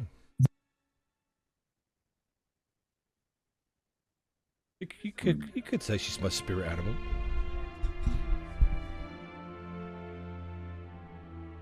What was your mission when they made you? I have no idea. I cannot remember. But I know I knew Selba before. Do I know who she is? I do, Mark, don't I?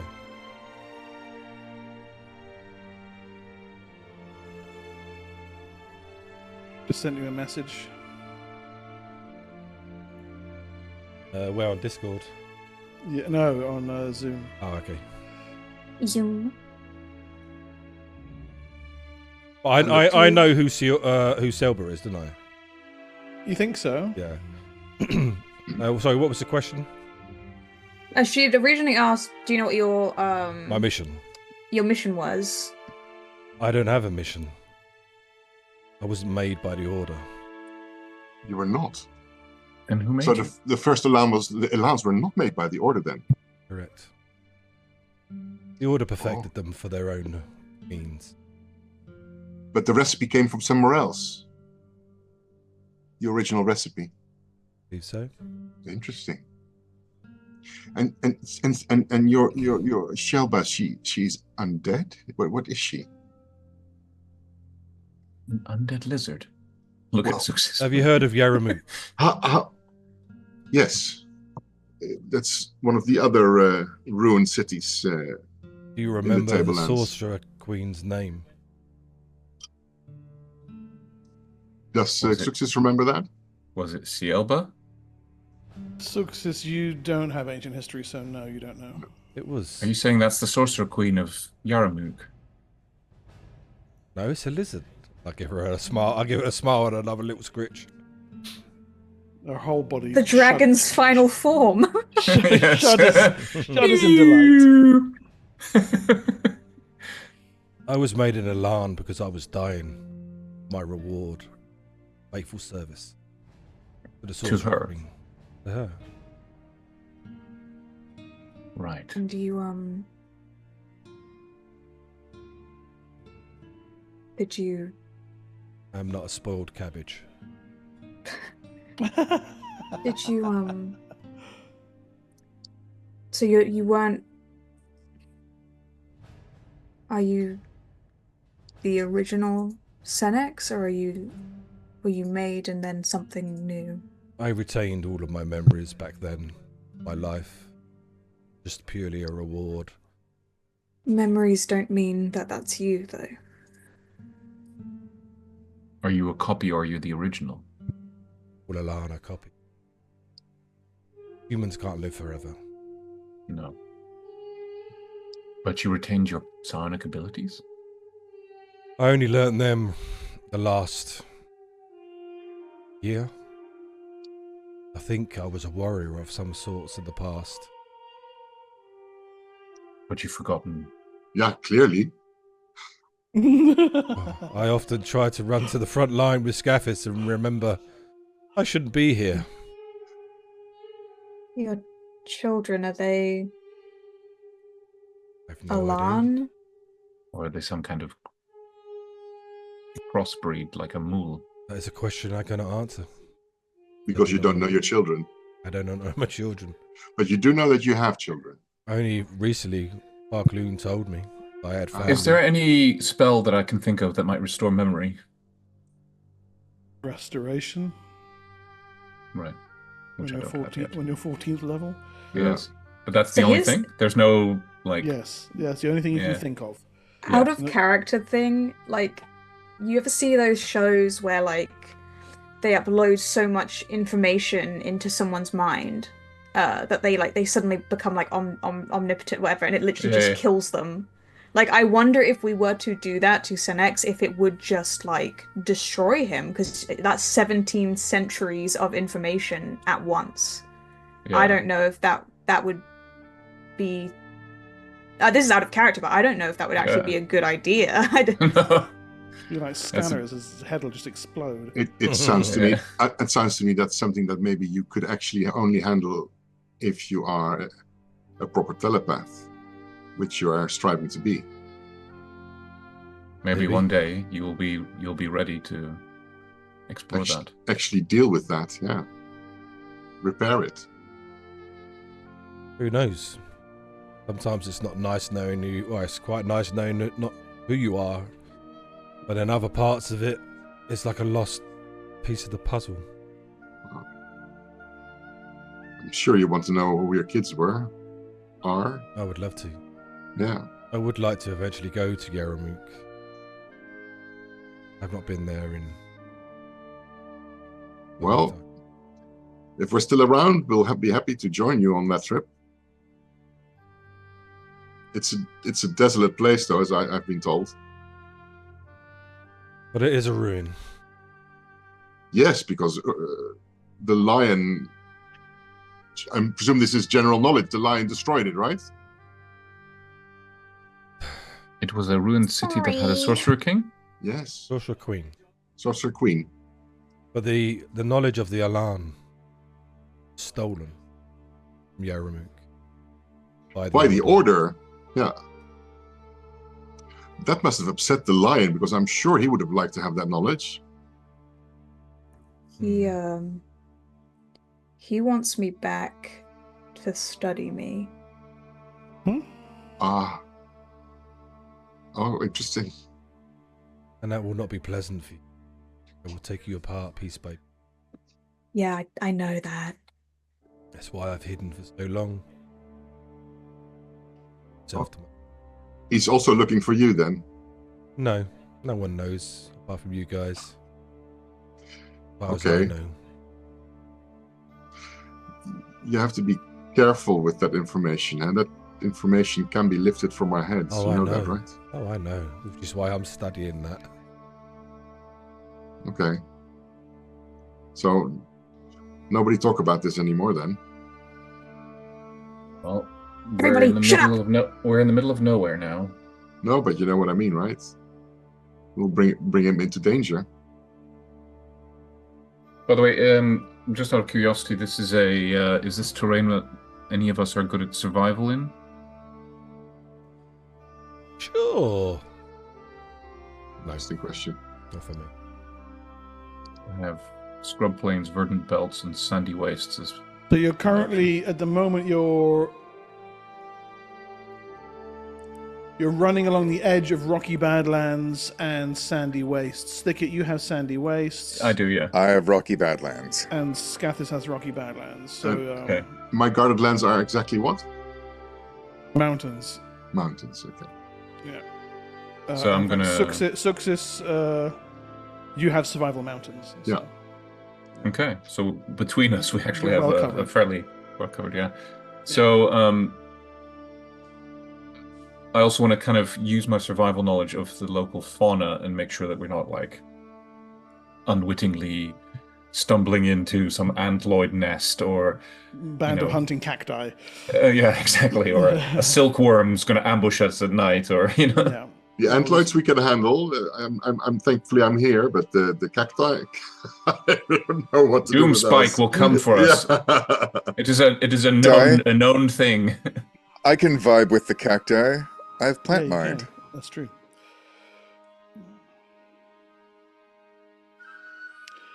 As your conversation winds its way toward, if not a conclusion, an uneasy cessation, with the various revelations and questions that they pose hanging over you, the heat is rising by inexorable increments until finally, like a crimson lance, the sun comes bursting over the horizon.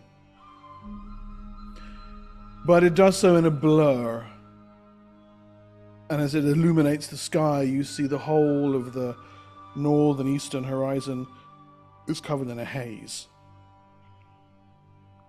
Oh, that's not good. Is that a silt storm? No, that's just the Sea of Silt. Oh. Even a light wind will kick it up into a dust haze. Right. And it's your first sign that you're nearing the halfway point, and now 24 miles away from the sea itself, it's beginning to make its first effects felt. You squat down in the tent, get what rest you can. By the way, did we bring dust masks and goggles? I've All of got us? some myself, yeah. Yes. Because if we don't, we'll need to buy some at the outpost before we get to the sea. Assuming that's still there, of course.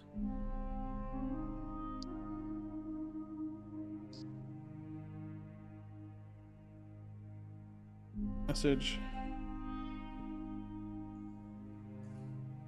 Message. Bitch. The next day, or should I say the next evening, Darjay, with you kind of scampering up a little bit ahead of the group and having to come back, you're faster than the Kank, so you're perpetually having to pace yourself, pull yourself back, pace yourself, pull yourself back. You notice the fire first. The smoke rising into the sky and the burning embers silhouetted against a dune.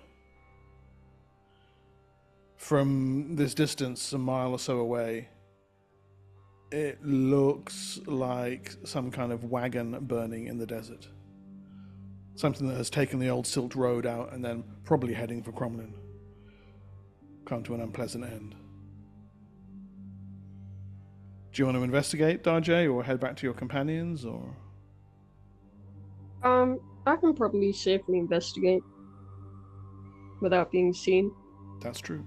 That's true. So I'll make my way closer. You scurry a little closer. It is indeed an argosy. It's probably been burning all day. In the tent you won't have seen it, but now at night it's visible to you. The plumes of smoke, stark against the pale purple sky as night falls. The fire's guttering. It's been burnt almost entirely out. The mechalots are dead in their traces. They look like they've been killed by spellfire. And you can see big circular patches of ash on the dunes that suggest the work of a defiler. From the banners, you can see it's a House Shom caravan.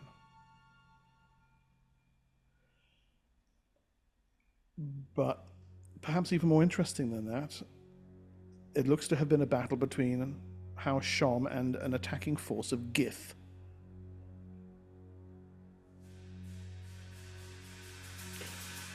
You fought Gith before, in fact in an attack on an argosy.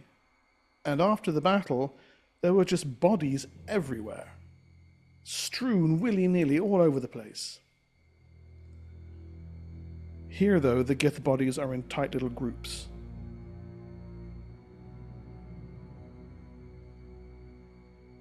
Like somebody placed them there? Sorry, I'm not there.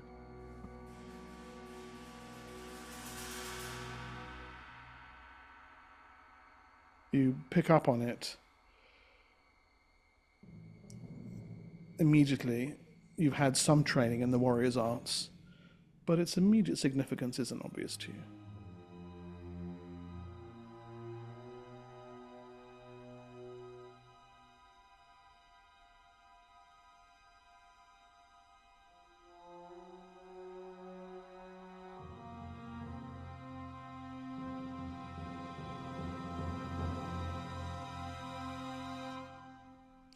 Do you wish to investigate further? Go back to your companions? Do I see any movement?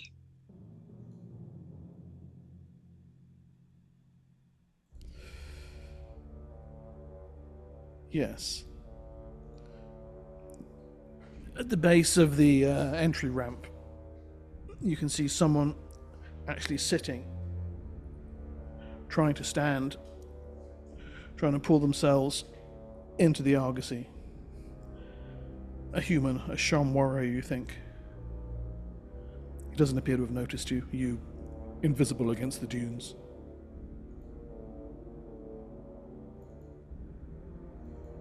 It's just him. Yeah, that's the only movement, yes. Mm-hmm.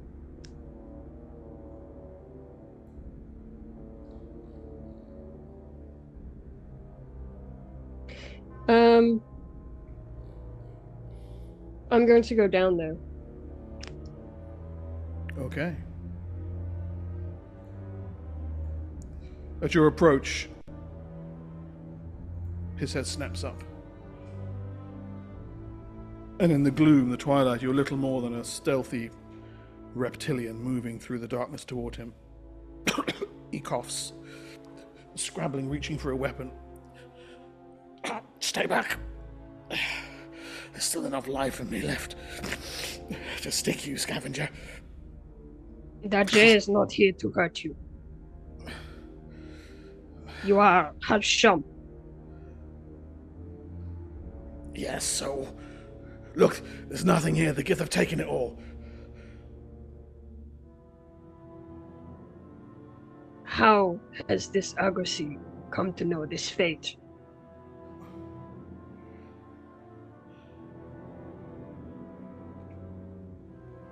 What do you care? Dajé is friend of House Shum. Sometimes. Did Farland send you? Oh, bless the moons. The Gith that came down from the Black Spine. He points toward the nearby mountains. Just after moonrise. They attacked us. I've never seen Gith fight like that before. They were in like infantry formations. They had a ballista. They were loading it and reloading it, firing it and reloading it. Like, just precision, such precision. What was your cargo? We had hardwoods. Then we had rice. I was supposed to get it to the Firewind. That's not happening now. That ship's gonna have to sail without us.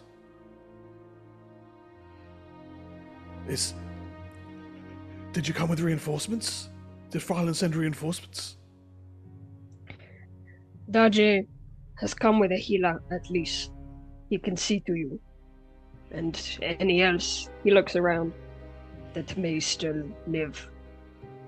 I think I'm the last one. Then you should come with Dajé. He tries to stand. His legs wobble, but he manages it. And limps forward across the sand. He holds the blade up again. You're not... Oh, you could kill me anyway. This is true, He but lets the sword fall. Dajé believes enough red has been spilled on the sand today.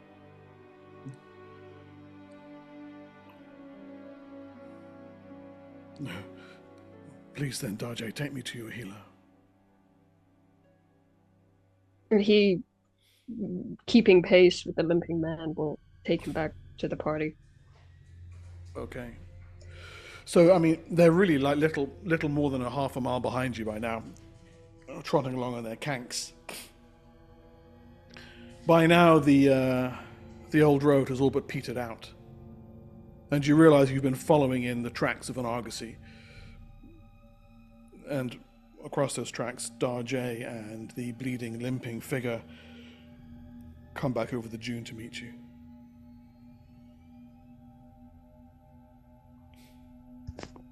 He stops, looking at your small group.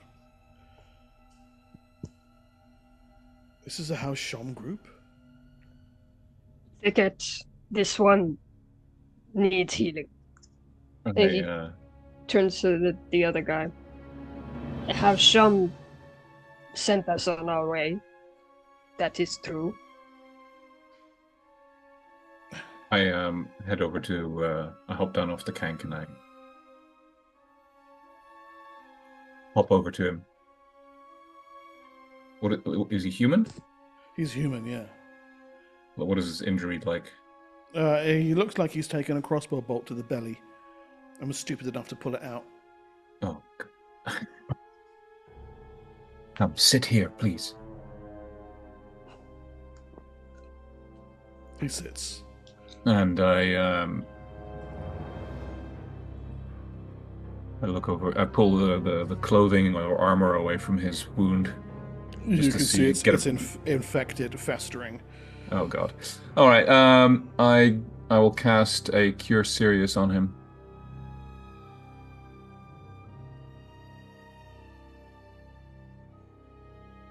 I'm sorry. Spells. Cure Serious. 15 points. Sweet. It's enough for the injury to heal entirely. The infection disappearing, the flesh knitting.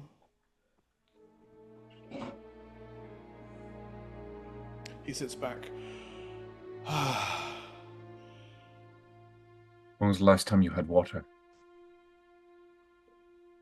Yesterday. I hand him some. Drink. He drinks eagerly. Why?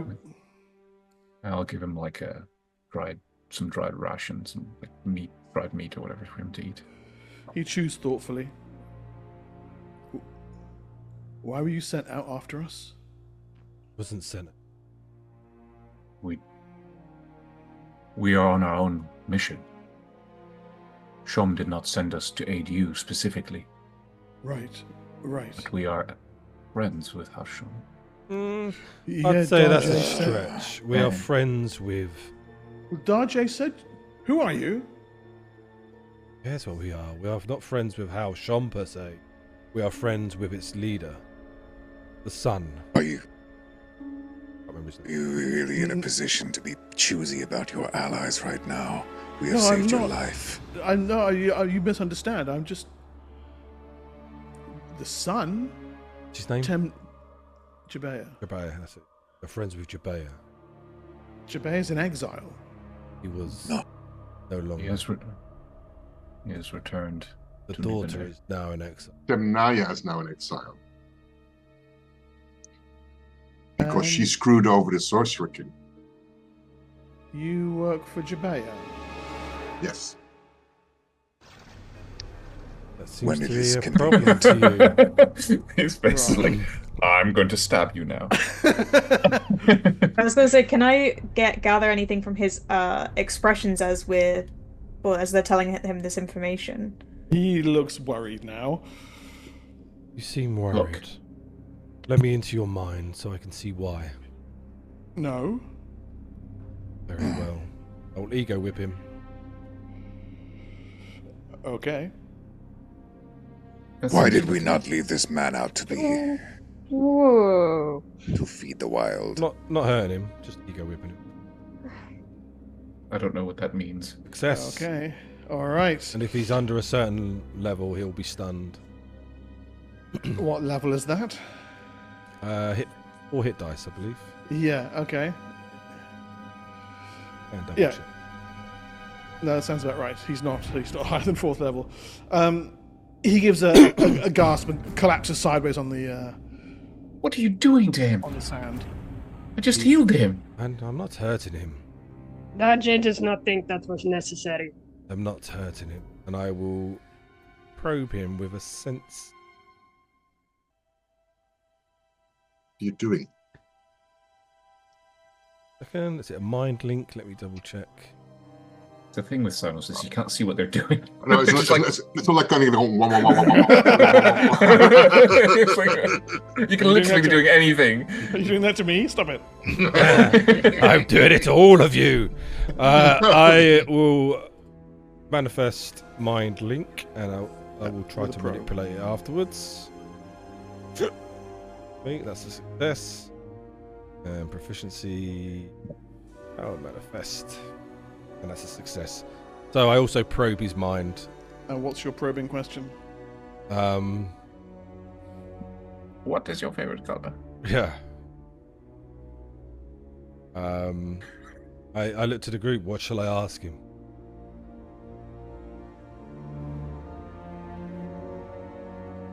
I don't know.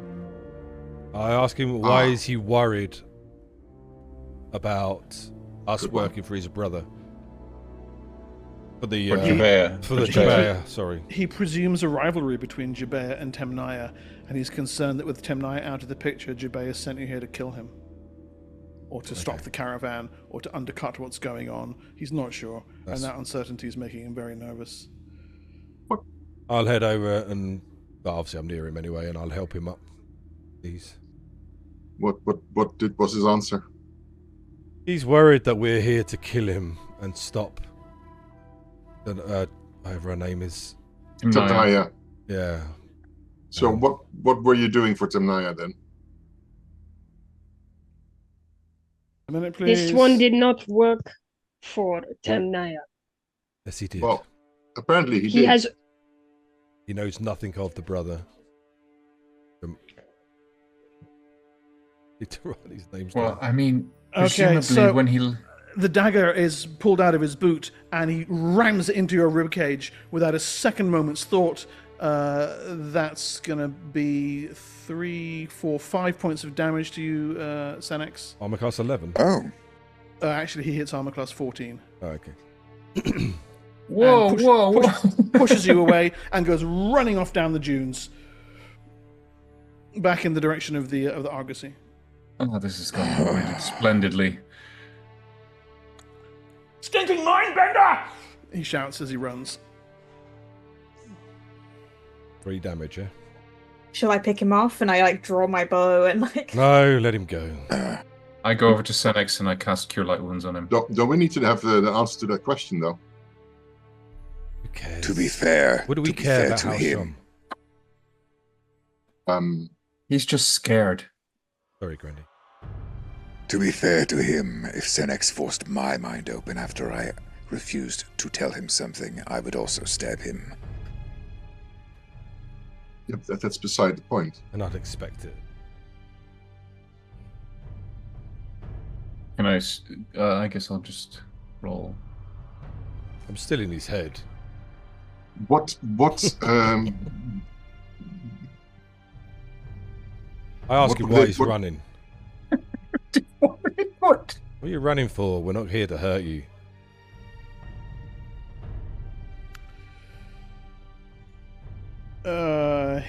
By the end of the round, he's out of range.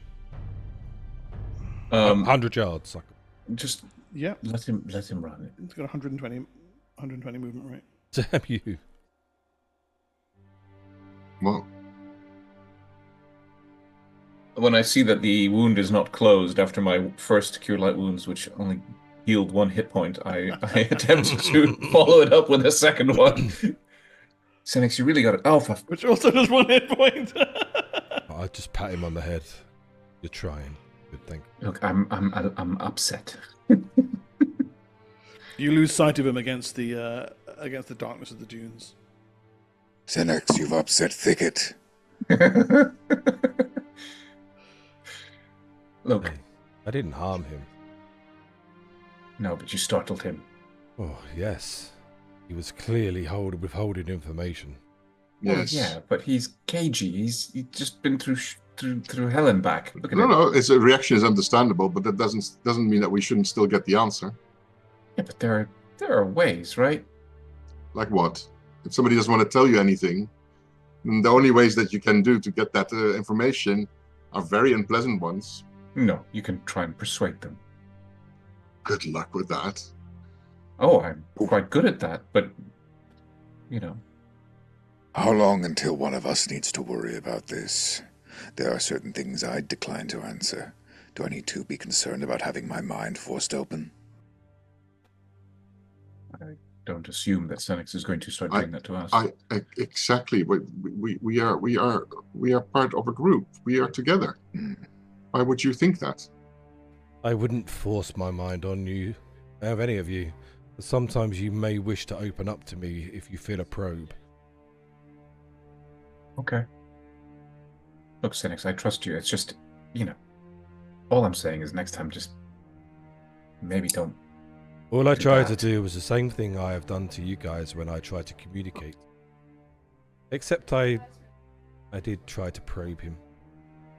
Perhaps Yeah, next which I time we wouldn't could do to you. start with talking. Yes, just asking. And if then, after all the talking is done and he's still not trying to answer, then, because And Daji would like to mention that the only name from House Shum that man said was Farlan, which we now have no answer to. I don't Well, care about House Shum, though. Do we now? the answer is running away over that hill there. Daji is not going after him. Okay. So then Let him the answer remains in the air. well, perhaps we can get some information from that burning argosy over there. Or at least salvage something if the gifts have not stripped it. Well, That's be unlikely, right?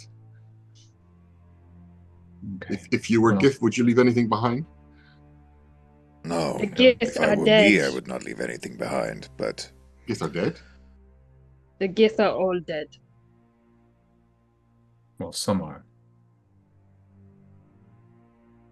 He told me that they had attacked with military precision. Gith? Cannons. That's not With with Gith. what? Perhaps he could have told us more. Is this where you go running after him, or? Daji does not wish to. Let's make our way to that argosy, because we're not going to get much more information by arguing here in the sand. Fair enough. You urge your kanks onward. Darjay, you trot in silence alongside the group. And the rest of you see what your little Josal companion has noticed. A burned out House Shum argosy. Scathis, your greater military experience picks out what Darjay has guessed at. The Gith who have been slain during the attack have fallen clearly attacking in military formations. You've never seen Gith work like this before. You've seen a warband attack an argosy. It was just wave after wave of yes, they were coming in little groups, but not... Well, I mean, you can see where arrows have brought down a marching infantry squad. It's unlike anything they've ever carried out before. You can see them claw marks in the sand that indicate that at least some of the attacking warband got away, presumably after firing the argosy and indeed looting and stripping it. There's very little that can be salvaged here. I cast a detect magic, by the way. You see the lingering effects of what would have been evocation spells, some divination magic, almost all of it defiling. You can actually see the big areas of ash that Darjay spotted earlier on. Of your reluctant Shrom informant, there is no sign. Okay. Many of these Gith are dead, but there were definitely survivors. He mentioned only Gith, yes? There was not someone else directing them. No, from the nearby mountains.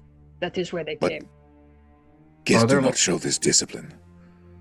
Daji cannot say if they were led by anyone else. Edric was saying that there was an increased raids on the Gith on the Black Spine region.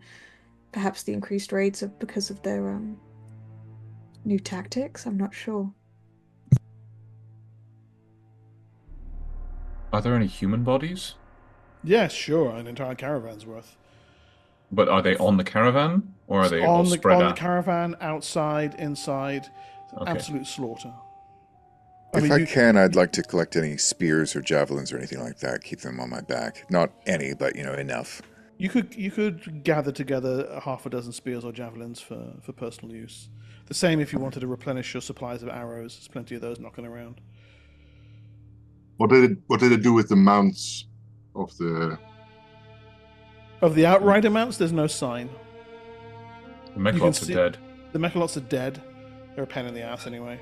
But you can see possibly in the tracks that are leading away, and they're leading south and up into the mountains, what look like they would have been Crodlu tracks. Do the Mechalots look like they were killed by wounds or by fire? Having seen these spells in effect, you think they were killed by lightning bolts. Ah. So they immobilized the caravan, and then... Then you're setting ducks. Yeah. Yeah. How long has it been since my friend stabbed me? Like 10 minutes. And how long is around a minute or? Yes.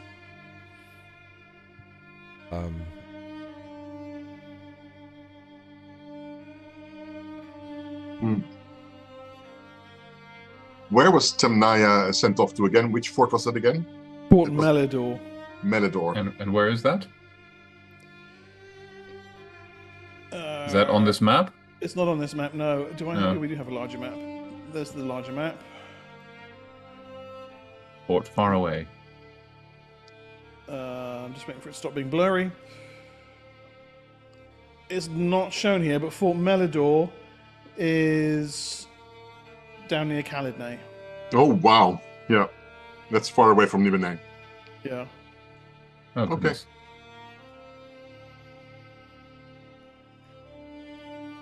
So.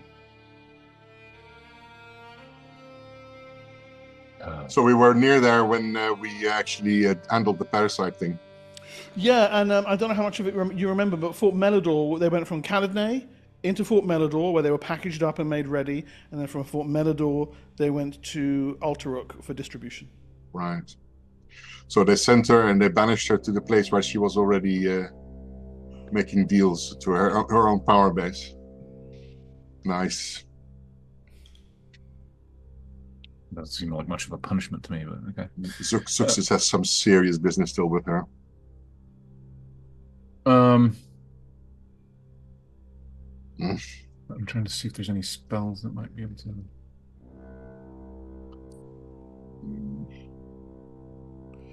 You think that you're unlikely to find much of use here now. This is the aftermath of something terrible that has happened. I have one thing I can do. Yeah. I can speak with the dead. Good one. Yes. Maybe get some information about the Defilers. Yeah. We probably wanted to question the gift then. I don't know the gift are the right ones to ask. Do you not think? Like, why are they so organized? That's a good one. Yeah. I failed to. Ask about their leader. They must have a leader. This kind of discipline is not naturally that's taught. Okay. I wander over to one of the leader Gith figures that look like he's more adorned, more better equipment, whatever. Yeah. Do I know if the spell requires me to speak the language of the person that I'm talking to? Or does the spell translate for me? Look it up. While he's doing that, I pose a question to the group. Do we care about House Shom now? I thought that was all in the past. Agreed. This is not our problem. We're friends with Jubilee, but Yeah, I mean, I need to be able to speak the language of the creature, so that might be a problem. Well, they might speak common, but you can That give is it a it. go. This is not the House Shom thing that we're trying to investigate here. got nothing to do with House Shom. No, this is something else that we need to know about because things are weird, and this is not natural behavior. So there's something going on here. I pull out some incense and I lay it around the body of the dead Gith. Yes. And I cast the spell. I get 3 questions. And he can't have been dead for more than 1 month, but I think that's not an issue, no. not an issue, and I have 3 rounds to ask my questions. So I suppose the questions are: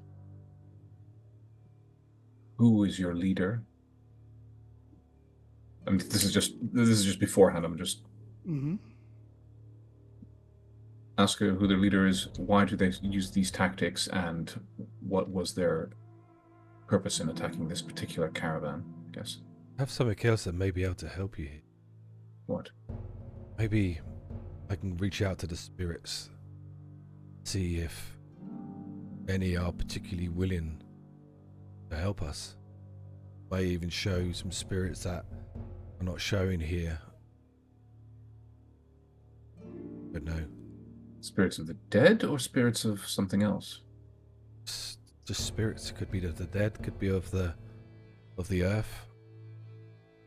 And what you mean, like you can figure out which ones of these would be more inclined to speak to me? It can't be worth it could be worth Well, trying. You can try. I don't really understand what you're trying to Well, suggest. do you not but- remember we spoke to the undead, the ruin? Okay. Then do your thing. I will reach out with detect spirits. There is nothing of particular note here. This is a desolate stretch of desert. There are the fading spirits of those who were slain, vanishing into the grey. But they are being drawn away from the material world now. Can I tell what they are, though? Gith. Yes, humans, Gith, half-elves. Half-elves as well, yeah, okay. Yeah. Anything else that's sort of like, why is that doing there, you know? No, nothing. This was not a spiritually motivated attack. No. Nothing, I'm afraid. I only see what we expect. Look at the bodies.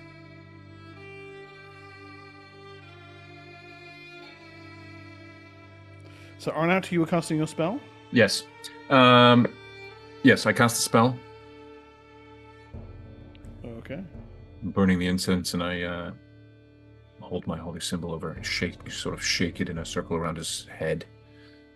From within the Gith's body comes a boiling cloud of ectoplasm that settles across the Gith's face in a ghostly mask of its own features. Who calls? The Gith's spirit demands.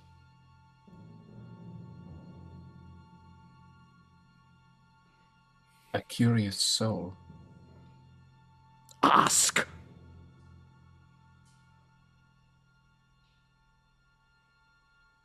Why did your group attack the Argosy? To gain resources.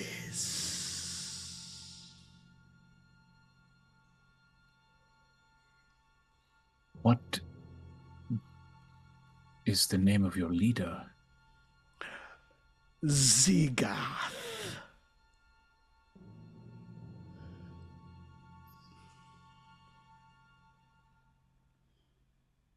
Is he the Defiler? No. And then I cast the spell again. It's once a week. Oh, it's once a week? Oh, Yep. On that creature. on that creature? Or on any creature? No, I On, cast it. on that creature. Okay. I will find another one. While you're doing that, thank you very much, Grim, for another $5. Has anyone not got a D20? I've got two. Is everyone else? I don't have one. You don't have one, so it'd be you to get. I already spent. I used Yeah. two this You've used session it. already. So you get one, Scathis. Thank you very much again, Grim. Thank you. Yeah, I'll find it. Presumably each platoon of... Yes, you're going to pick Yes. another one. Yeah. This is going to get a bit D&D movie here now, I think. But What is your plan? how many of these spells have you got? It's a third level spell. All of them. Okay. I have 5. No, so I can do 4 of them a day. So Yeah. Okay. I'll just do one more. Yep. Who calls? A curious soul. Ask. Why does your Gith party fight with such military precision?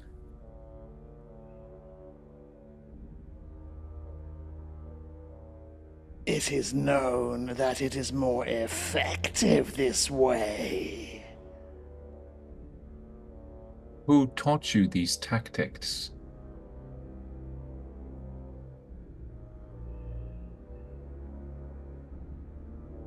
The wise one.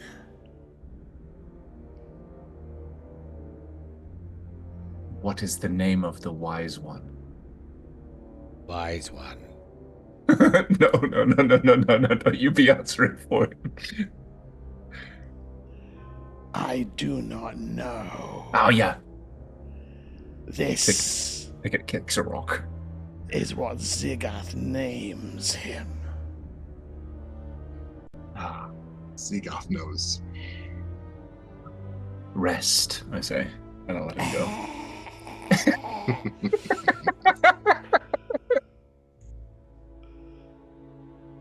Sorry, this is supposed to be a more solemn thing, but somehow it just got a bit silly.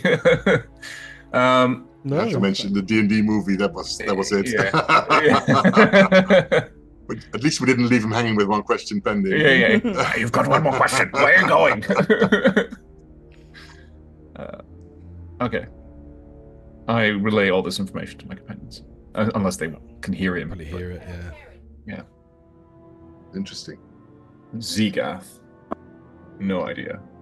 Well, that's their leader, and that's the one who has. Does he like the who knows Spice who Girls? is wise one is. Yeah. Anyway, good. I suppose we move on. Have I heard of that name, Tagaff? Probably not. If Nope. It's thingy.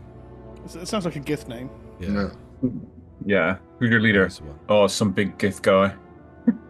Yes. Githzilla. That is what they call me. The next the wise one.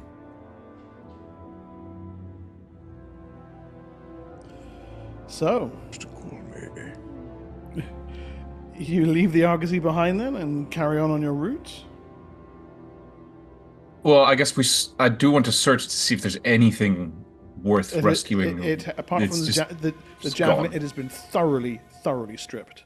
Right. Okay. Fair enough. All right. And Then we just burned. bugger off. Keep going. I want to use my observation to see if anybody or anything is watching us. Okay. Give me a roll, please. Mm-hmm.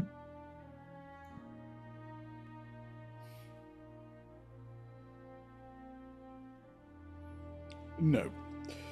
Oh, bollocks! What a time to roll a 20. Yeah. All right. All right, and then I obliviously keep going. Your group presses on.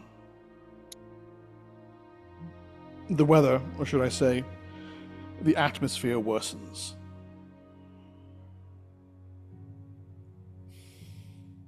The silt begins to blow in more consistently from the north and the east. Right.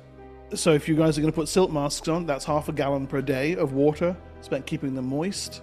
For each person, or Per person, yes. Per person. okay, I have create water as a spell, which is a first level spell, Yeah. and that creates So- 1/2 gallon per level. So I Yeah. should be able to use one spell Yeah, to one wipe of those per everyone's day. masks. Yes, exactly. Yeah. Okay. and help So you can- everyone. I hand out wet rags to everyone, basically. Yeah. I'm presuming we are using your spells for the water as long as we can. Yes, yeah, we're conserving our Our water backup. supply, right? Yeah. Yeah. That's the backup. Okay. Ahead, and now only a couple of days out of Cromlin, the sandy wastes finally give way to rocky badlands. And you are forced to now enter a jackknifing series of canyons. Here, the old silt road must have run, because you can see trail markers on either side, and the ground has been beaten flat over many years of trade caravans coming into Cromlin and heading south again with their various trade goods.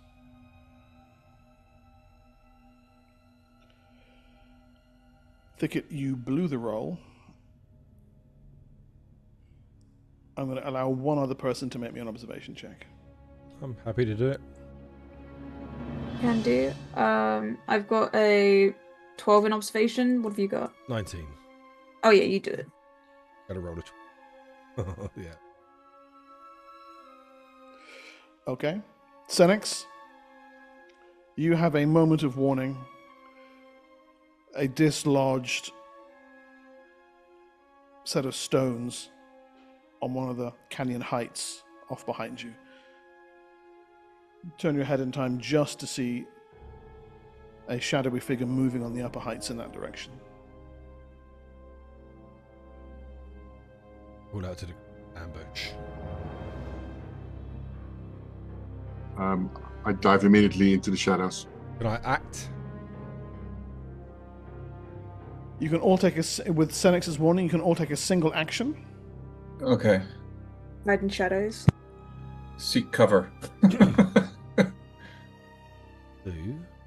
Oh, I use my new macro. Oh, natural 20. I worked hours and hours on these macros. That's Hours. very nice. That's very nice. Look at that. So that is +8 to my armor class. This is a natural 20. +8. Very, very cool. 31? Yeah, 31. Amazing. 21. So you're cheating at Scrabble. 21. Your body toughens up as the flesh armor takes effect on you.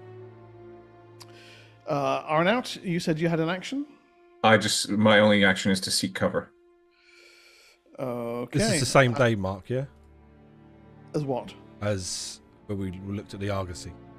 No, this is like a day later. Oh, okay. Okay, so we have fresh spells. Yeah. Success, I see Success blowing a hide in shadows roll there, quite As rightly. usual, yeah. Okay. Darjay, He camouflages. immediate, just kind of flat camouflage, vanishing into the rocks. Siora, I hide in shadows as well. did you get a roll for that? Or was it? Oh, I mean, it's pretty much an auto success, but I will do it. Yeah.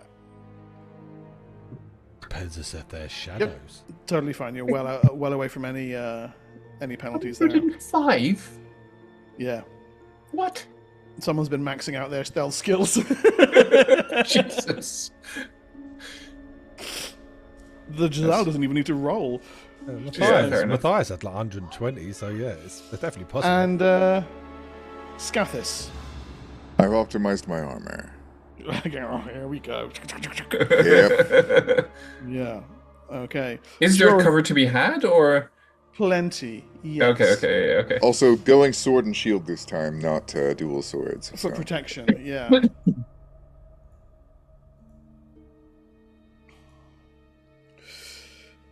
So, Siora, Darjay vanish. Thicket likewise throws himself behind some cover. Success tries to find somewhere to blend into, but fails to get herself sufficiently hidden. Senex, your psionic powers call armor to your body, and Scathis prepares his own armor for, well, what you expect to be an ambush that you have called.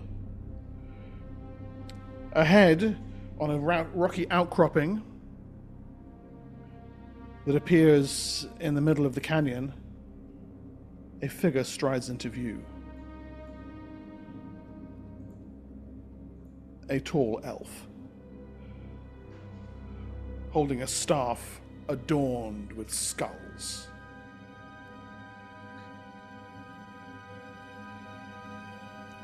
Wow. Travelers, she says. Why is she kind of bad, though? You trespass on the lands of the Silt Stalker tribe. You may pay a toll to pass without great bloodshed and loss.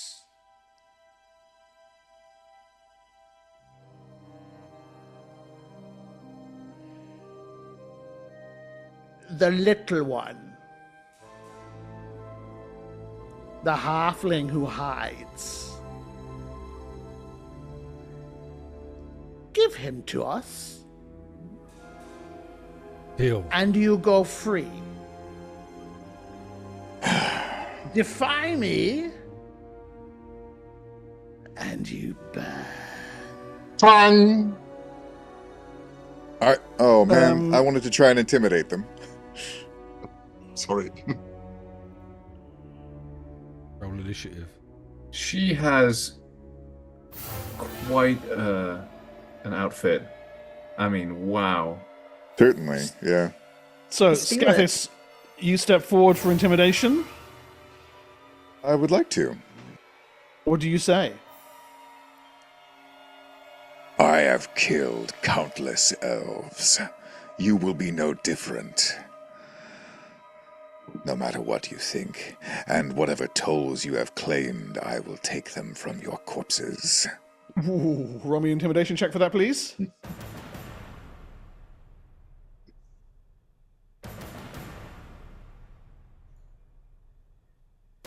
Ooh. You can see her pause momentarily. On the cliffside around her, other elves move into position. She holds her hand up aloft to call the ambush down upon you. But we will have to wait another week No. to see how that transpires. Oh. Nice. With a war band of Silt Stalker elves staring down at you. Their Defiler leader ready to call devastation. Suxis, you aiming your crossbow. And Scathis standing proud against all of them. We draw the curtain on this week's episode. And we'll see you again with an opening scene of doubtless utter bloodshed in about a week.